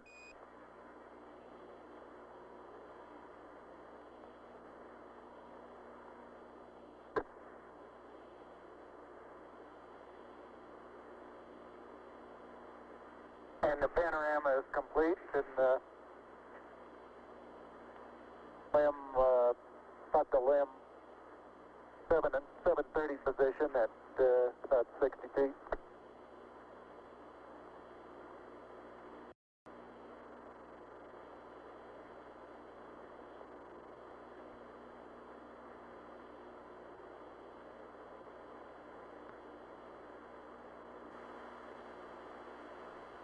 That's Neil Armstrong to the left of the screen.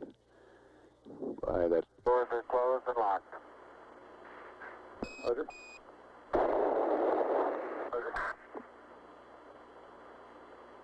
Have you got us a good area picked out? Well, I think right out on that rise out there is probably as good as any.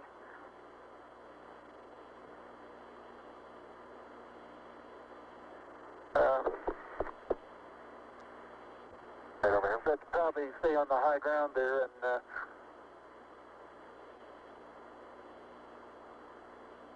Watch at the edge of that crater is that's real soft there, isn't it?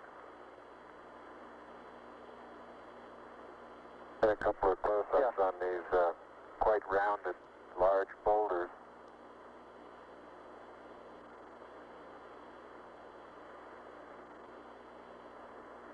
Buzz Aldrin coming into view on the right, carrying the 2 experiments. About 40 feet out. I'd say out to the end of that next... Well, it's going to be a little difficult to find a good level spot here. Top of that next little ridge there, wouldn't that be a pretty good place?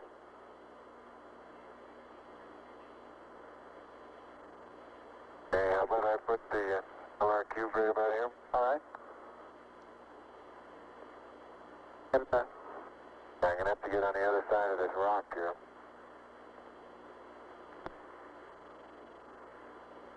I would go right around that crater to your left there. Isn't that a level spot there? I think this right here is just as level. Okay.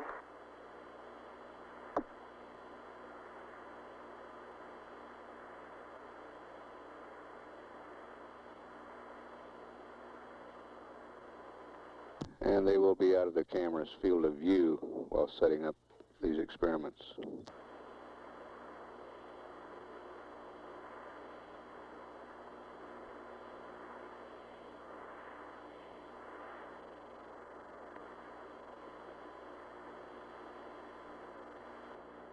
The boulders look like basalt, and they have probably 2% white minerals in them, white crystals. And the thing that I reported as vesicular before, I don't believe I believe that anymore. I think it's small craters. They look like little impact craters where BB shot has hit the surface.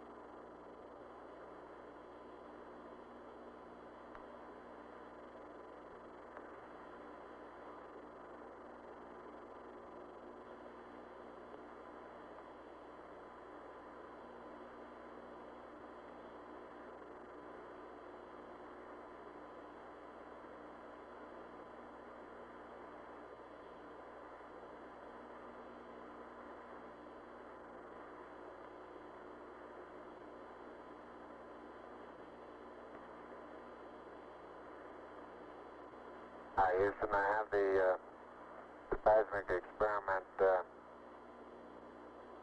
flipped over now, and I'm aligning it with the sun. I'm having a little bit of difficulty getting the beep go in the center. Wants to move around and around on the outside. Doesn't find any spot, any hole. You're cutting out again, Buzz.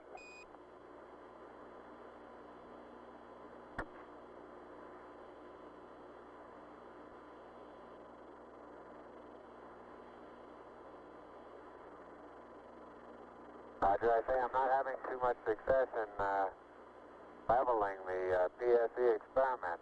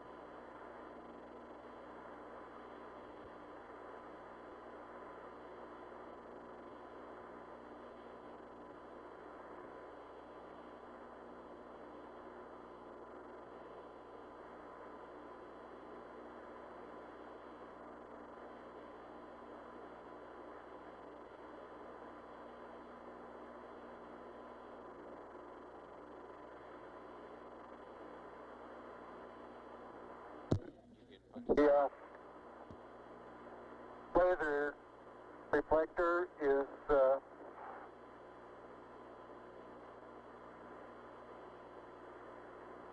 installed, and the bubble's level, and the alignment appears to be good. Neil, this is Houston. Roger, out. Hey, you want to take a look at this BB, see what you make out of it?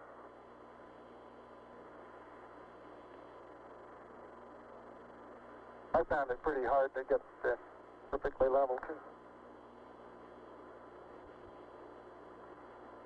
That baby likes the outside. It won't go on the inside.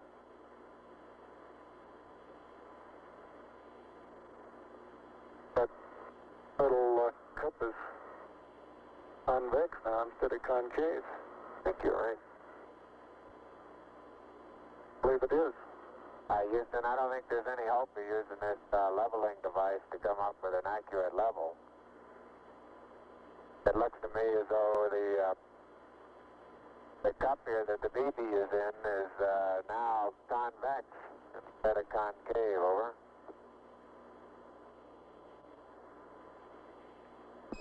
Roger 11, press on. If you think it looks level by eyeball, go ahead. Okay.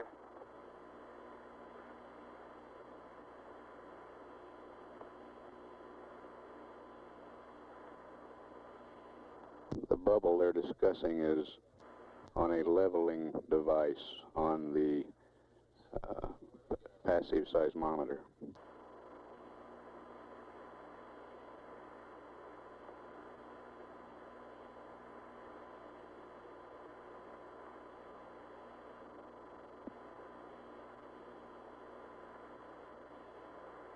One going, huh?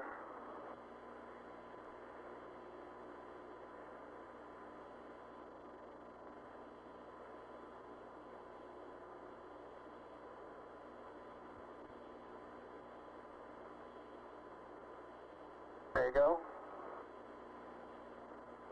Good work. Good show. Hey, whoa, stop. Back up. Wait. Houston, as I was facing the PSE, the right-hand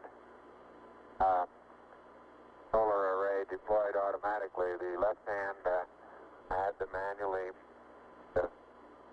training bar at the far end.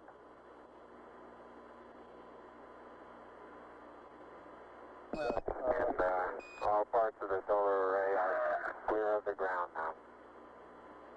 So Buzz, this is Houston. I understand you did successfully deploy both solar arrays, over. Roger, affirmative.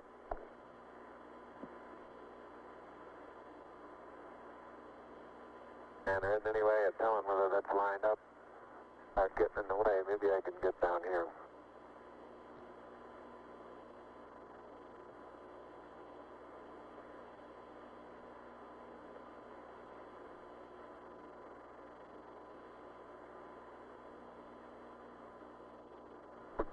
Now that appears to be pointing.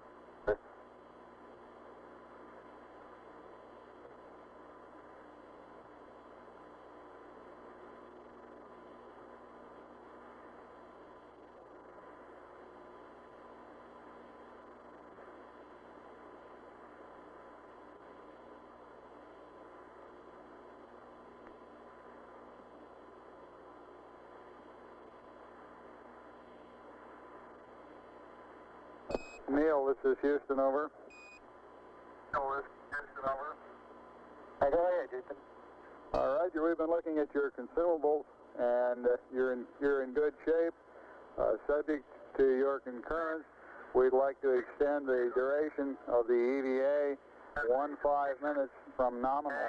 We will still give Buzz a hack at 10 minutes prior for heading in. Your current elapsed time is 2 plus 12, over.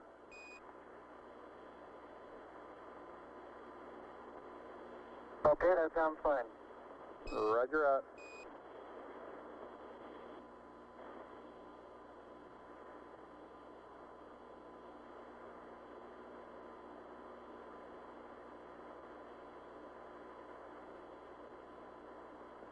That 212 is the time expended on the PLSS.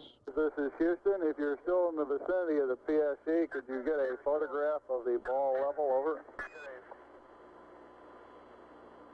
I'll do that, but right, we'll get a photograph of that. Houston, what time would you estimate we could allow for the documented sample, over?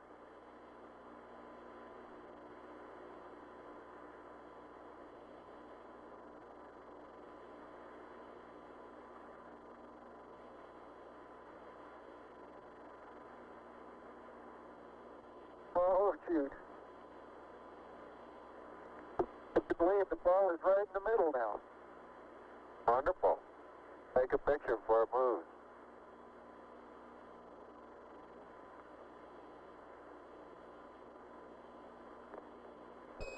Neil, this is Houston. We're estimating about 10 minutes for the documented sampling, over.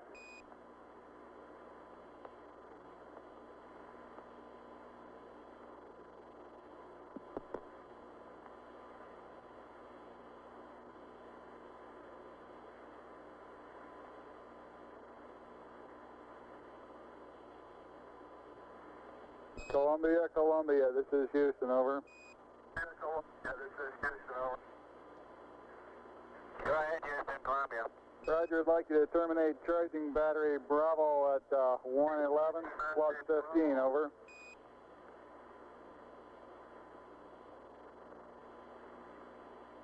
How about right now? Roger.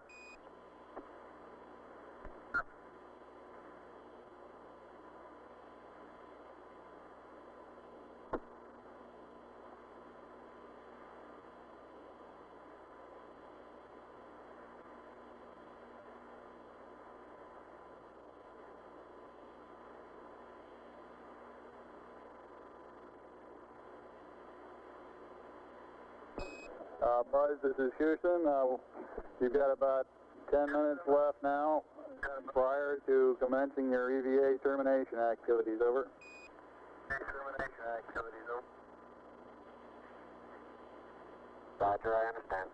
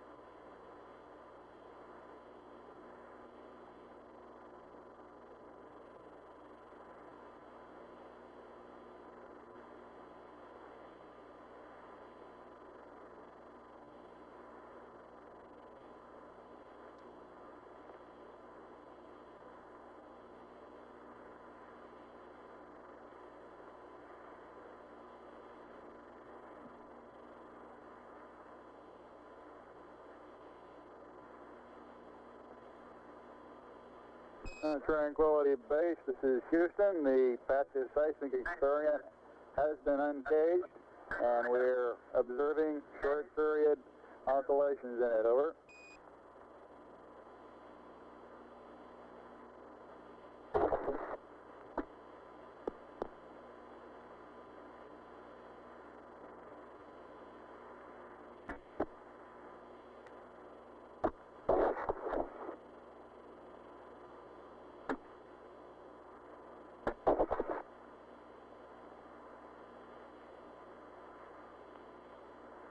Neil Armstrong has been on the surface now about an hour and 50 minutes.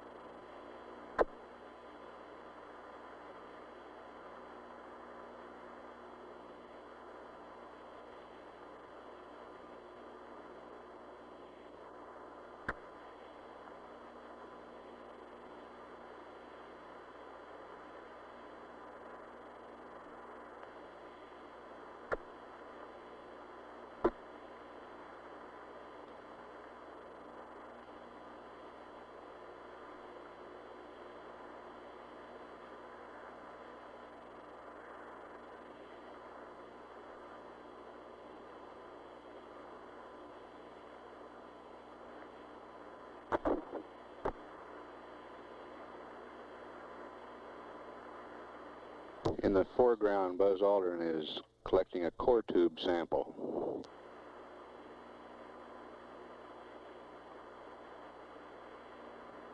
I hope you're watching how hard I have to hit this into the ground to the tune of about 5 inches, Houston. Roger.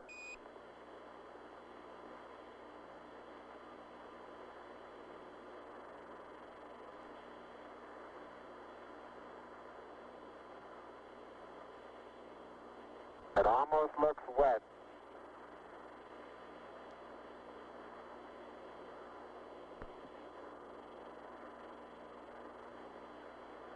Got it. Sample.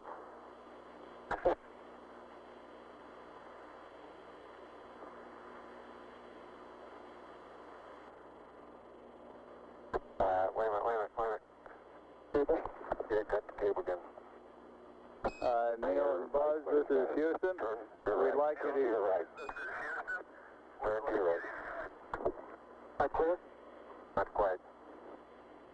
Neil, this is Houston. We'd like you all to get 2 core tubes and the solar wind experiment. 2 core tubes and the solar wind. Over. Roger.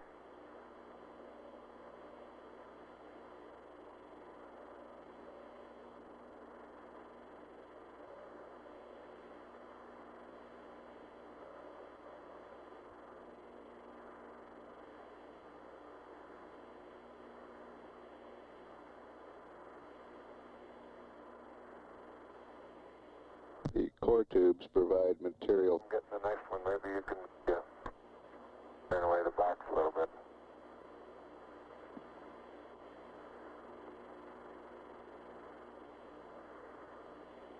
Yeah, I'll take care of it.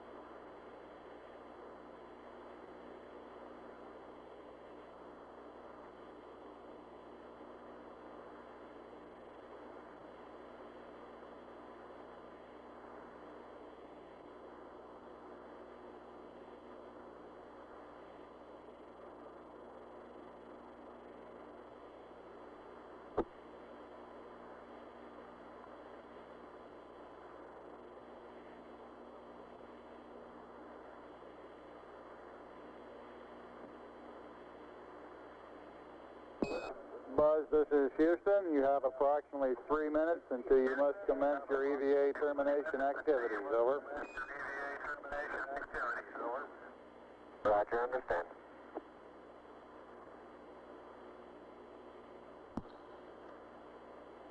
Columbia, this is Houston. Approximately 1 minute to LOS. Over. 1 minute. Columbia, roger. And do you plan on commencing your sweep on the backside this pass? If so, we'll disable uplink to you while we're talking to the LEM. Over.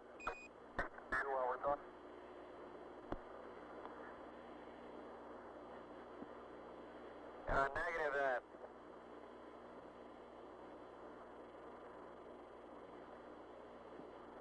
Houston, were you able to record in a documentary way where the two tube samples were taken?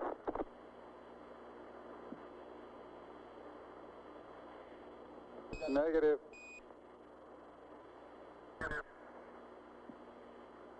Now, I didn't get a stereo view of those tubes, but they are right in the vicinity of the solar wind.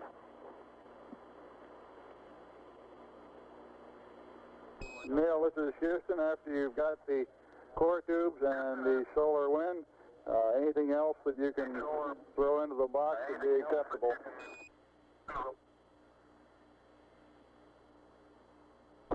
I do.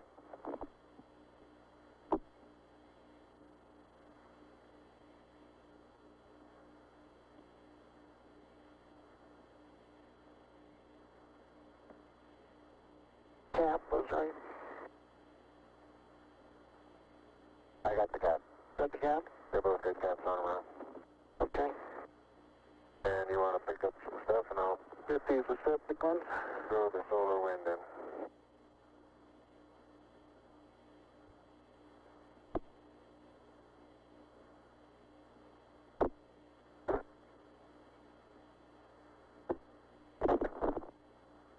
Buzz Aldrin retrieving the solar wind experiment.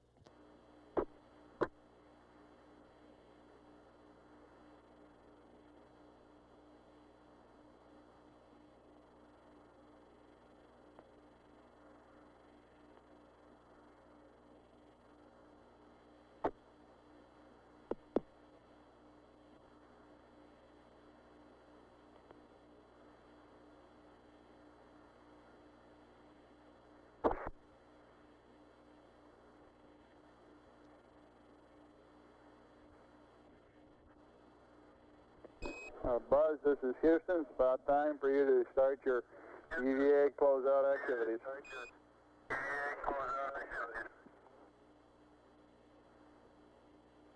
Roger. They've been on their life support systems 2 hours and 25 minutes.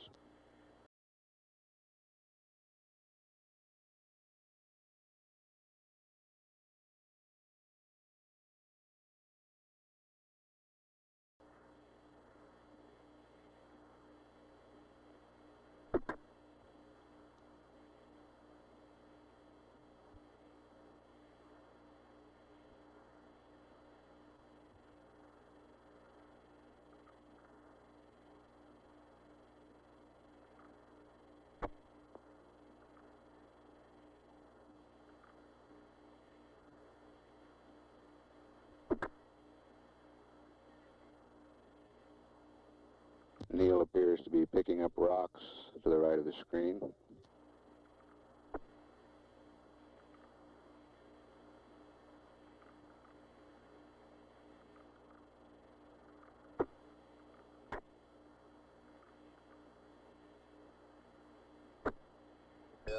Neil and Buzz, this is Houston. I'd like to remind you of the close-up camera magazine before you start up the ladder, Buzz. Okay. Got that over with you, Neil? Now that close-up camera's underneath the mesa. I'll have to pick it up with the stock.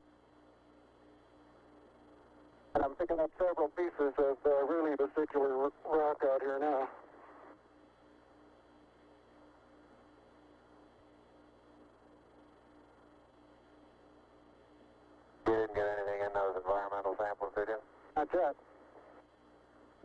Neil, take a left time.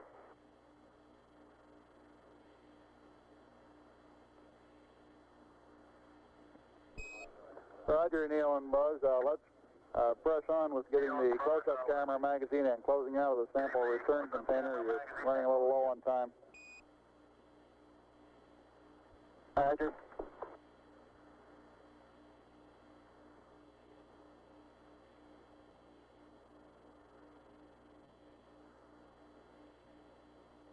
We want to keep a good margin in those portable life support systems.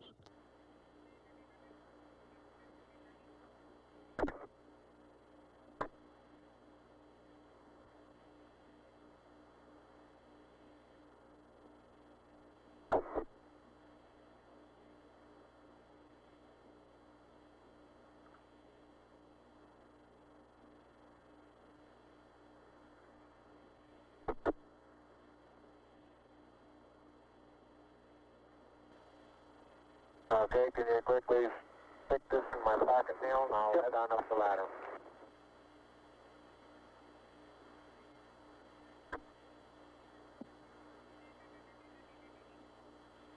I'll hold it. You open the pocket up.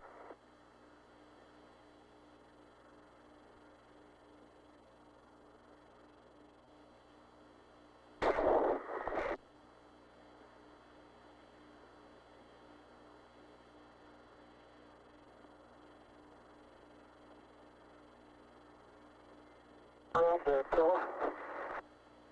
Just hold it right there. Okay, let the pocket go. Stop going. Got it. Okay.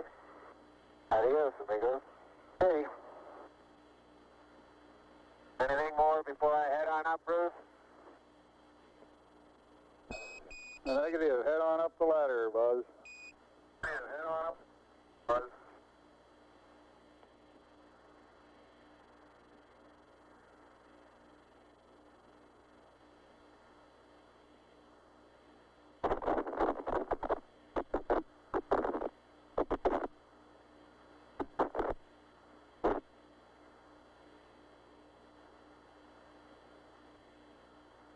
That white dot right above the horizon on the right is a phosphorus spot from the TV converter in the Park station in Australia.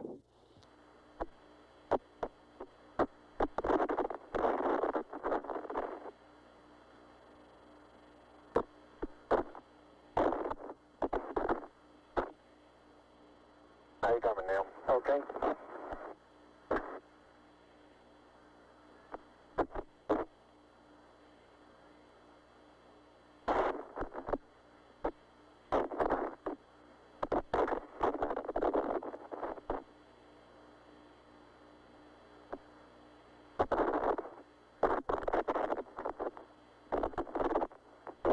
You get the solar wind roll there, too? Right, that's it right there. Okay.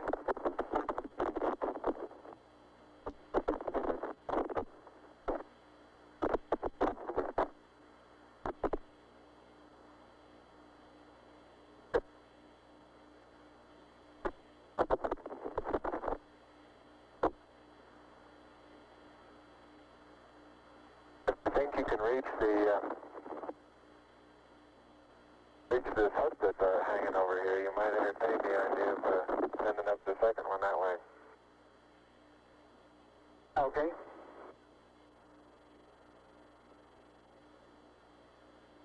Get the film off of that. Oh well. Better now.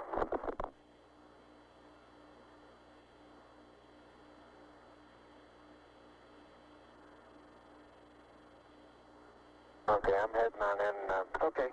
And I'll get the LEC already in my start box.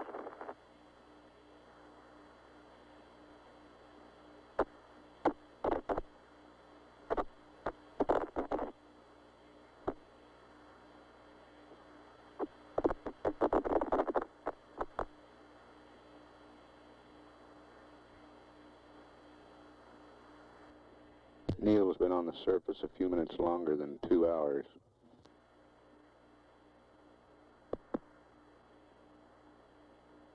Buzz approximately 20 minutes less than that. Neil, this is Houston. Did the Hasselblad magazine go up on that sample return container also? Sample return container also. I've got the Hasselblad magazine hooked to the SRC now, yeah. Roger. Roger.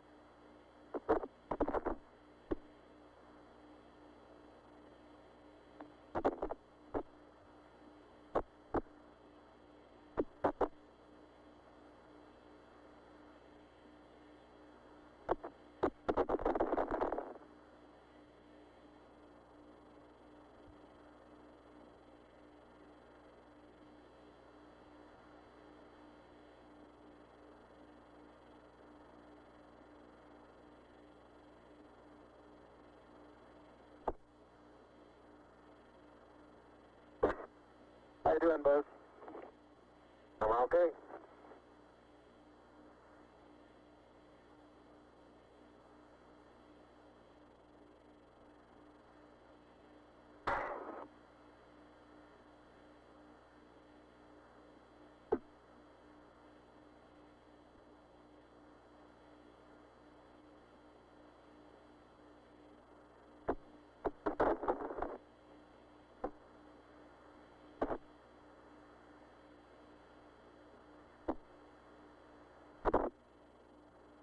Ready to send up the LEC? Yeah, just about.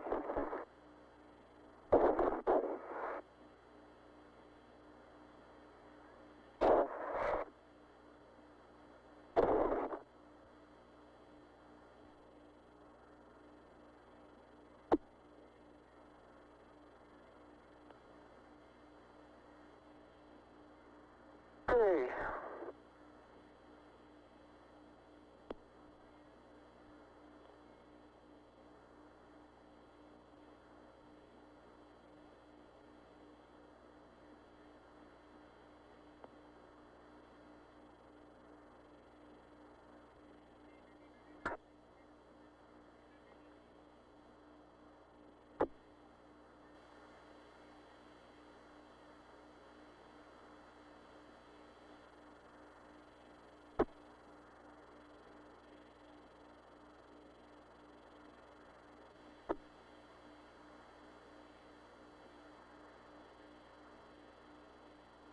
Okay, that's got it clear.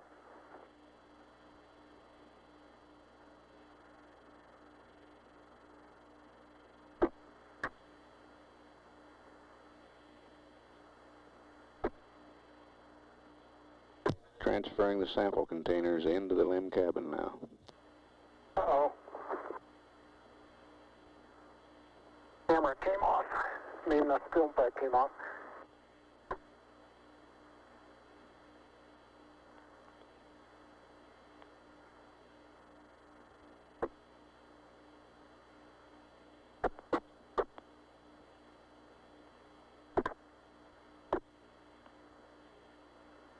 Okay, just ease it down now. Don't pull so hard on it. Alright, let it go.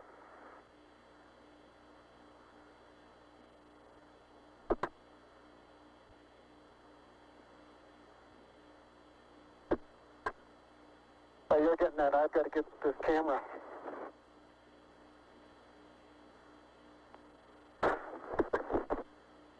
Okay, this one's in, no problem. Okay, stand by a second. Neil, this is Houston. Request an EMU check over. Houston, EMU check over. Roger, got 3.8.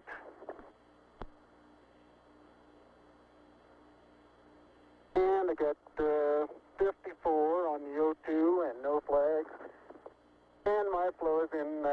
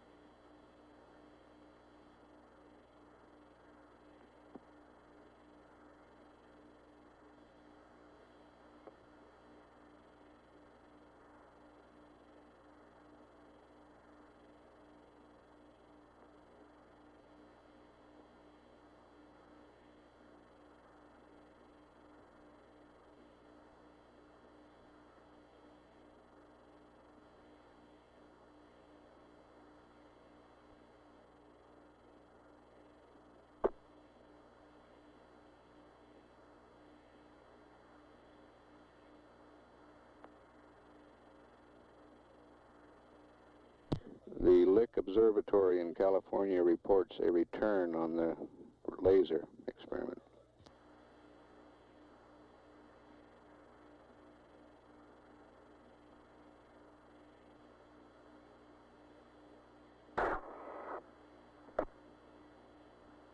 Neil and Buzz, for your information, your consumables remain in good shape. Out. In good shape. Roger. That's coming, Neil. Okay, I've got one side hooked up to the second box, and I got the fuel side on. Okay, good.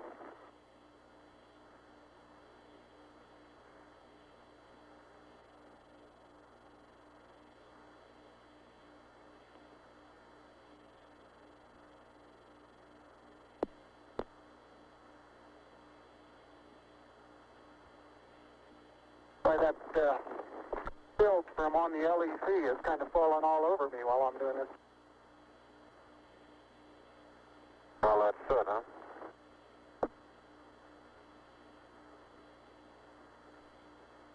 It looks like down here.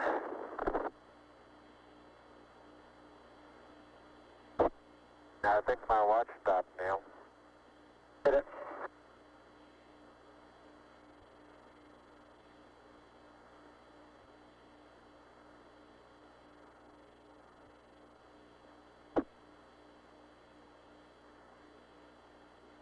No, it didn't either.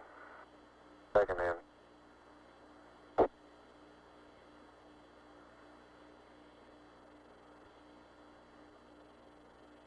Okay, if you can just kind of hold it, but I think I can do the pulling. Okay. Stand by a minute, let me move back.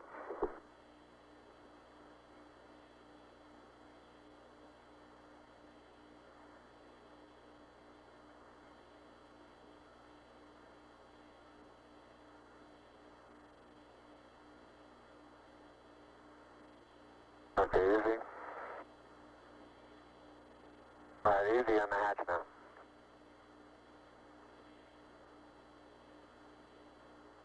Okay, I'll get it the rest of the way. Okay. And I'll give it to you to go away just a second. And a little more.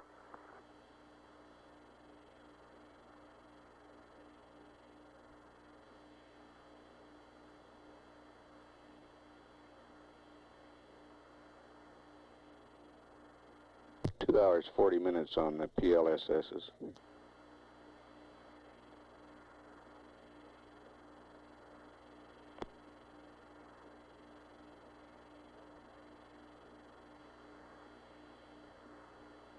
Those? Okay, it's unhooked. How about that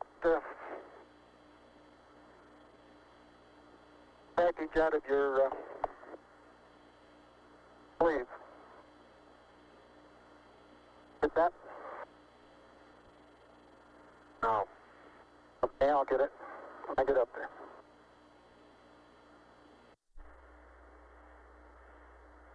Got it now?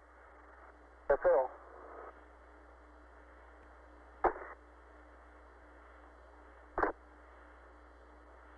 Okay? Okay.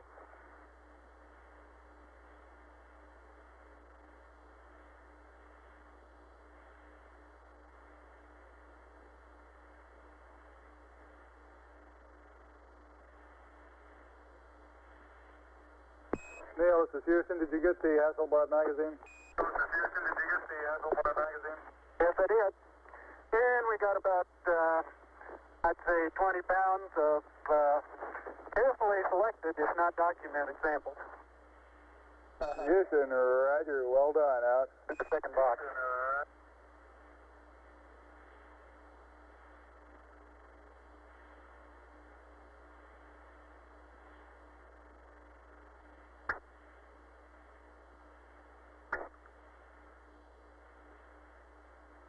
Unofficial time off the surface at 1:11:37:32. Now start arching your back. That's good. Plenty of room. Plenty of room. All right, arch your back a little, your head's up against it. Out, off, roll right just a little bit. Okay, now. And in good shape. Thank you.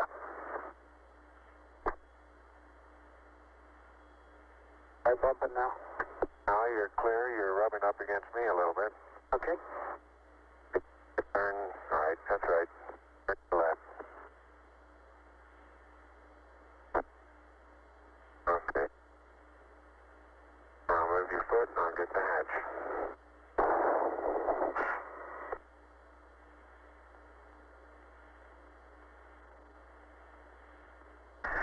Okay.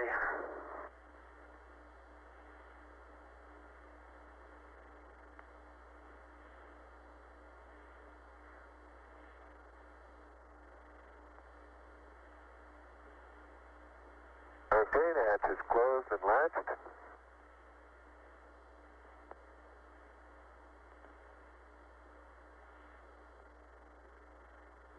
And verified secure.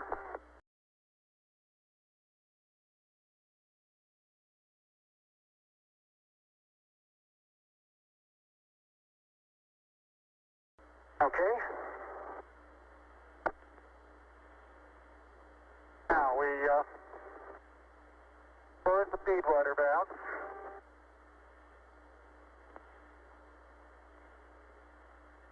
Close. And I got your plus antenna suit. Time.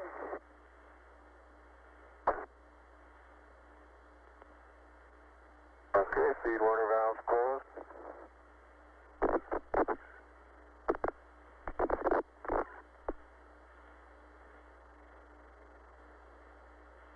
And your antenna's out.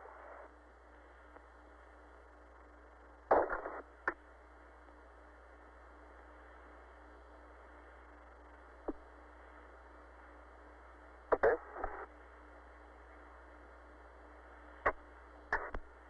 What am I bumping into? Okay. That's out. Now we have the good night bite. Okay.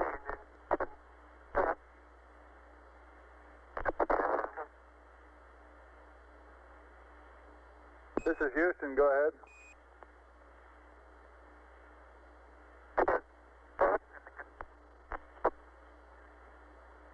You're cutting out, Neil.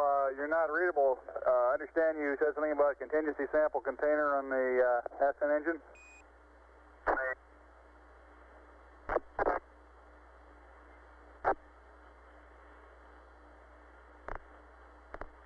We're not reading you, Neil. Buzz, buzz. This is Houston. Do you read over?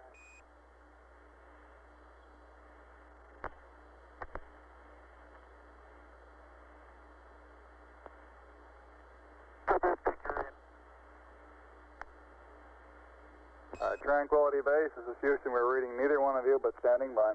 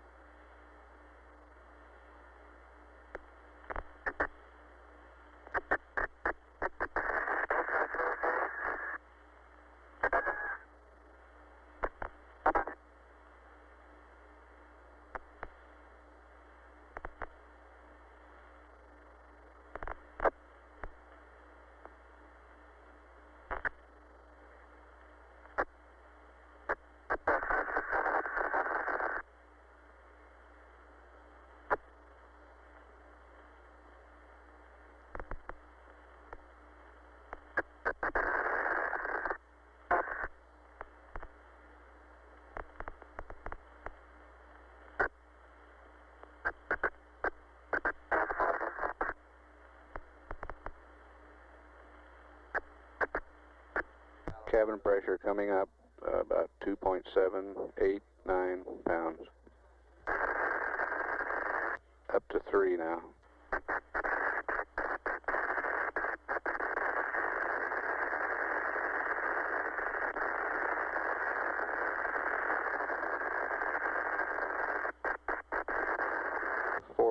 PSI now.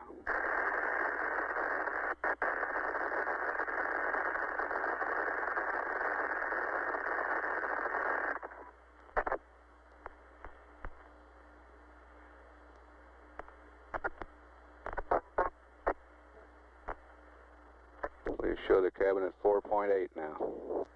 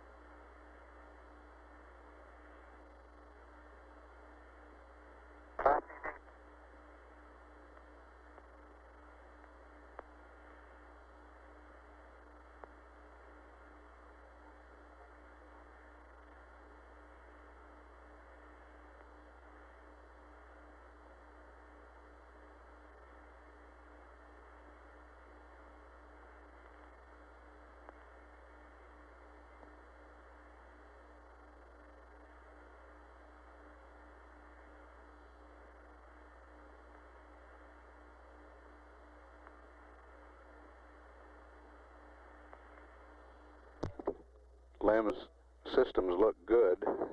Crewmen should now be transferring back to Tranquility Base's environmental control system, and later we'll switch to the vehicle's communication system. We estimate it'll be another 10 to 15 minutes before they're on the LAM communication system.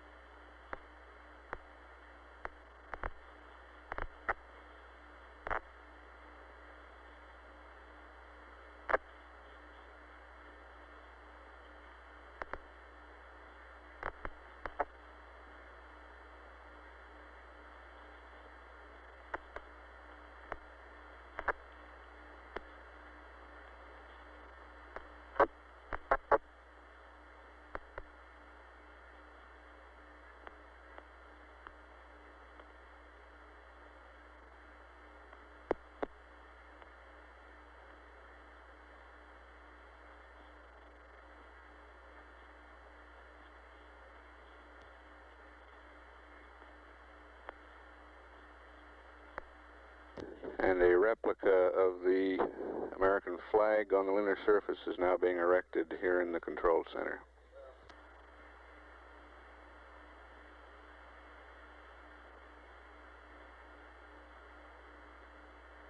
And a replica of the plaque on Tranquility Base has been hung on the wall.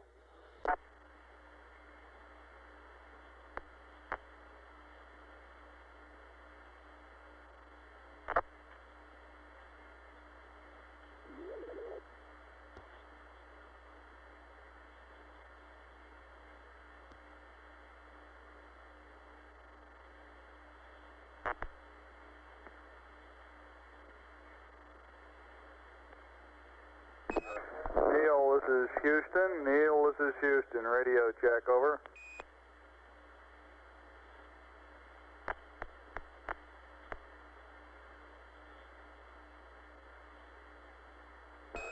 Buzz, buzz. This is Houston. Radio check, over.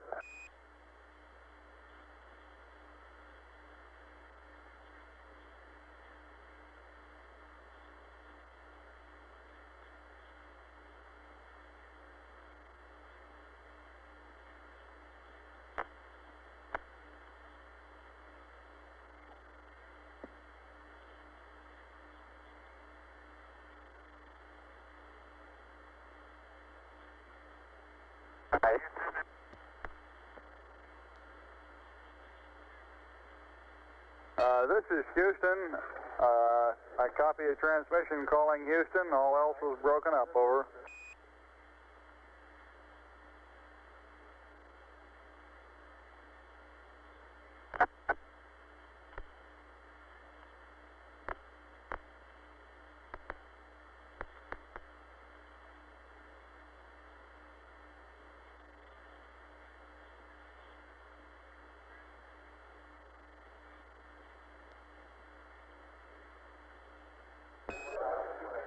Neil, this is Houston. If you read, we suggest you unstow 1+ antenna so we can have communications, over.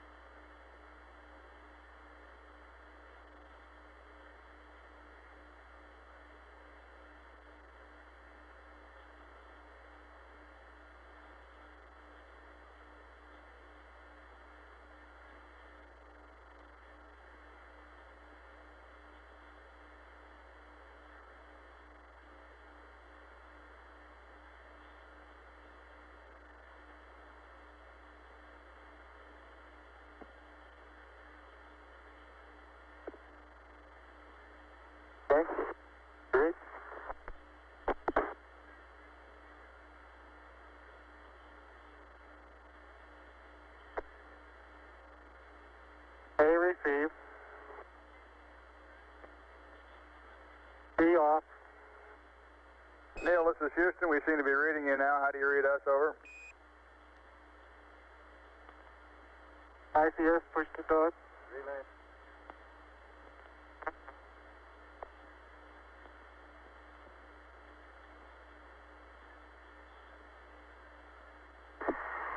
Houston, it's Tranquility. How do you read?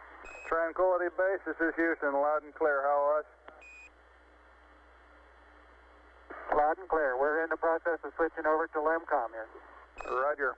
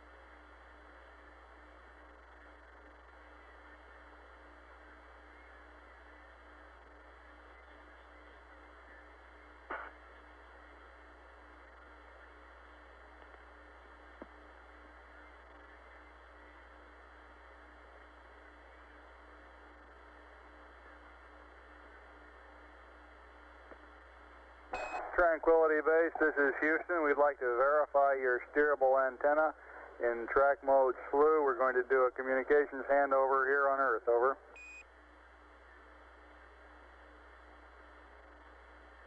Roger, that's affirmative. We're in track mode slew.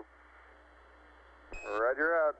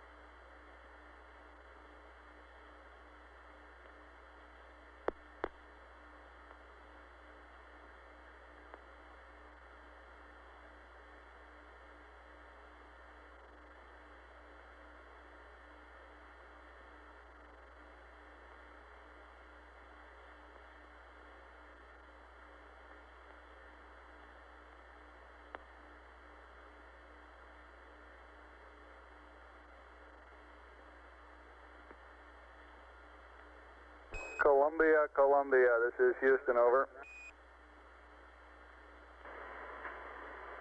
Roger, Columbia on Sea Charlie, how do you read? Roger, Columbia, this is Houston, reading you loud and clear on Omni Charlie. The crew of Tranquility Base is back inside their base, repressurized. They're in the process of doffing the pluses. Everything went beautifully, over. Hallelujah. And we'd like to get Pooh and Accept from you. We have a state vector uplink, and after that, we'd like you to realign your platform to the new refs mat that we sent up a rev or two ago, over.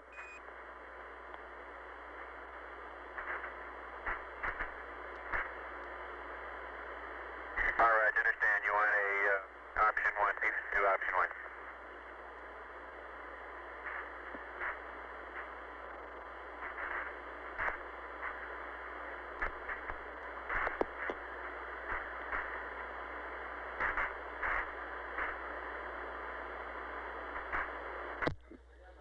This is Apollo Control. Dr. Charles Berry reports the heart rates during this EVA period ranged from a low of 90 for both crewmen to a high of about 125 for Buzz Aldrin at peak periods, and a high of 160 for Neil Armstrong at peak periods. That top reading coming during the time he was transferring the rock boxes into the LEM.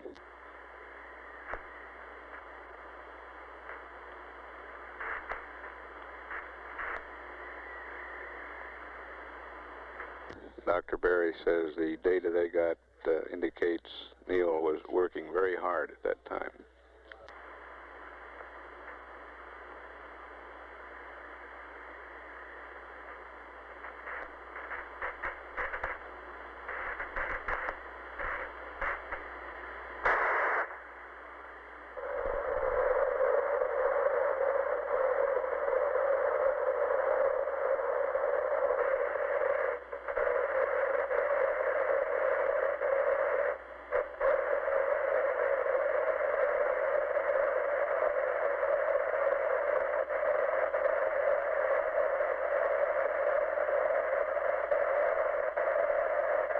Columbia, this is Houston.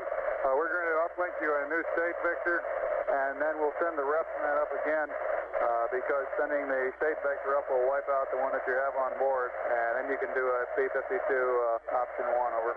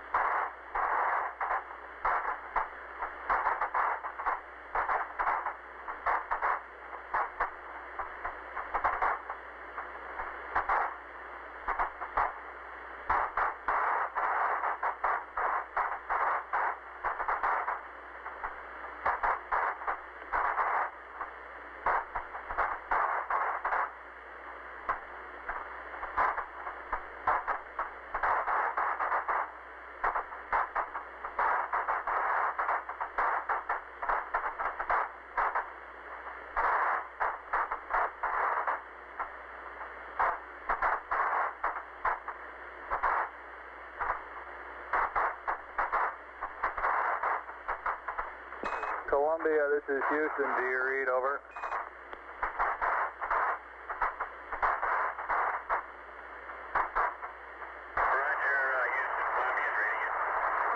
Okay, Columbia, we've completed the uplink. The computer is yours. You can go to block. However, we'd like you to hold off on the P-52 option 1 align until after you pass landing site 2. And we're requesting that you perform another P-22 and attempt to find the LEM this pass. I've got some numbers for you when you're ready to copy. Over.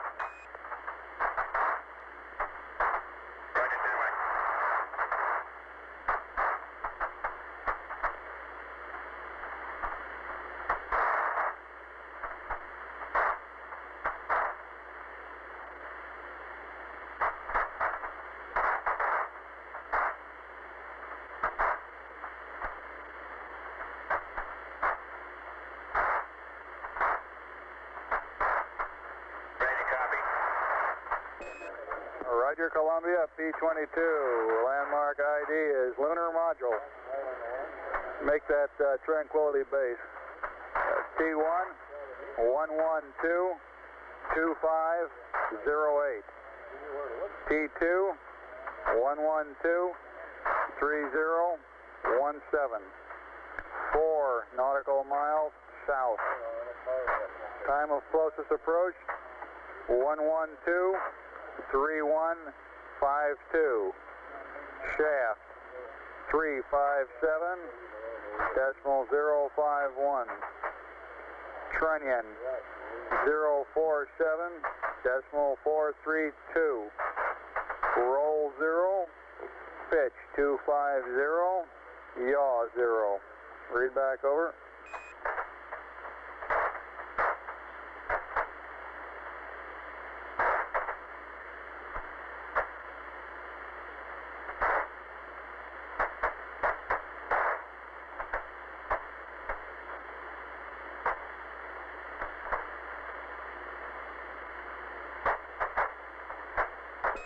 Columbia, this is Houston.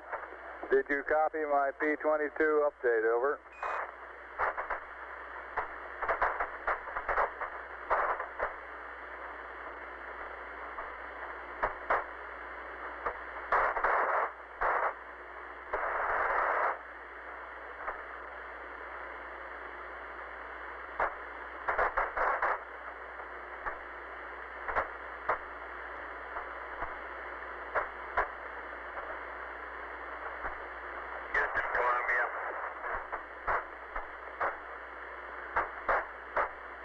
Columbia, this is Houston.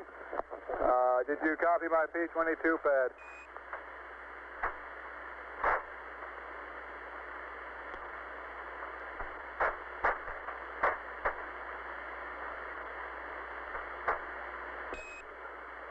Columbia, this is Houston. Do you copy my pad? Over. Negative, Bruce. Just give me the latitude, longitude over 2, altitude, and the grid squares. Never mind the other, you're broken up. Stand by.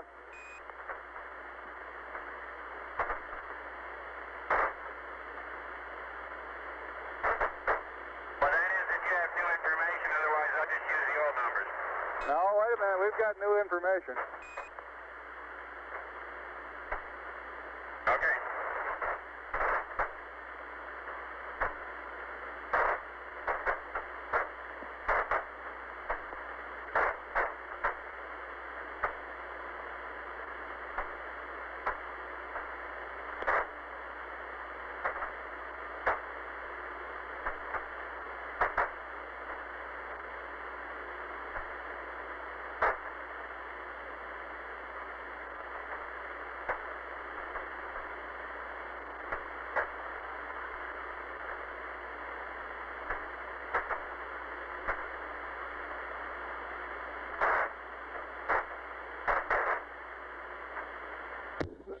This is Apollo Control at 112 hours 19 minutes.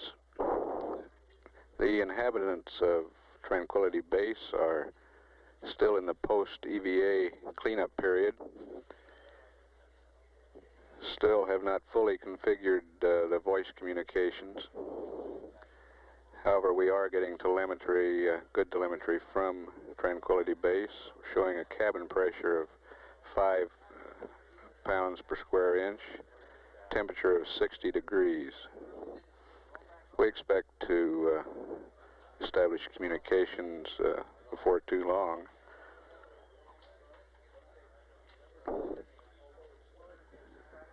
During this period, the crew is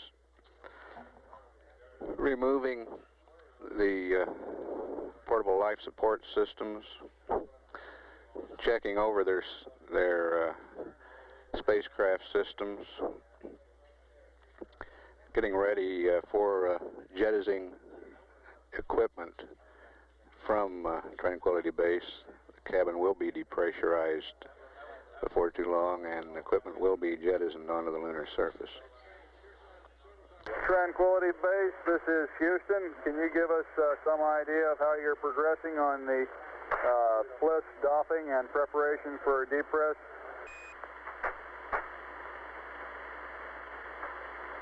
Roger, Houston, Tranquility Base. We're in the process of using up what film we have, and I'm just getting ready to change the primary ECS canister over.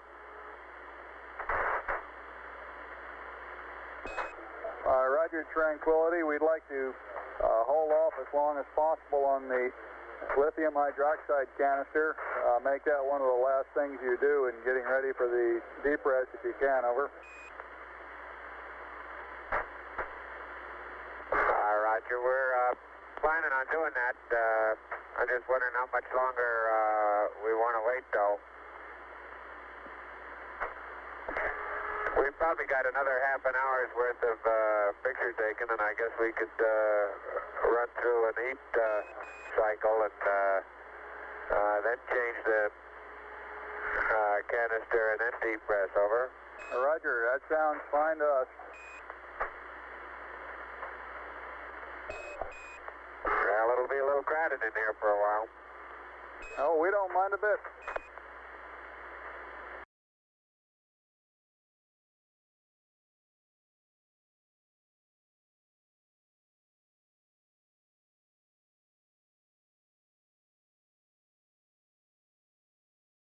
There went something.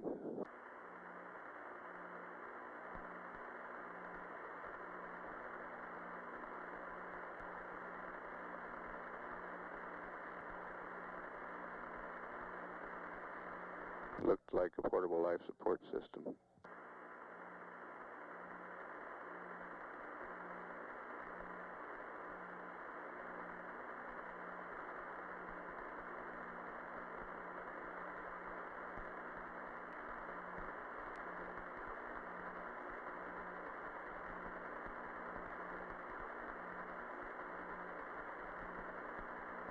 There comes the other place.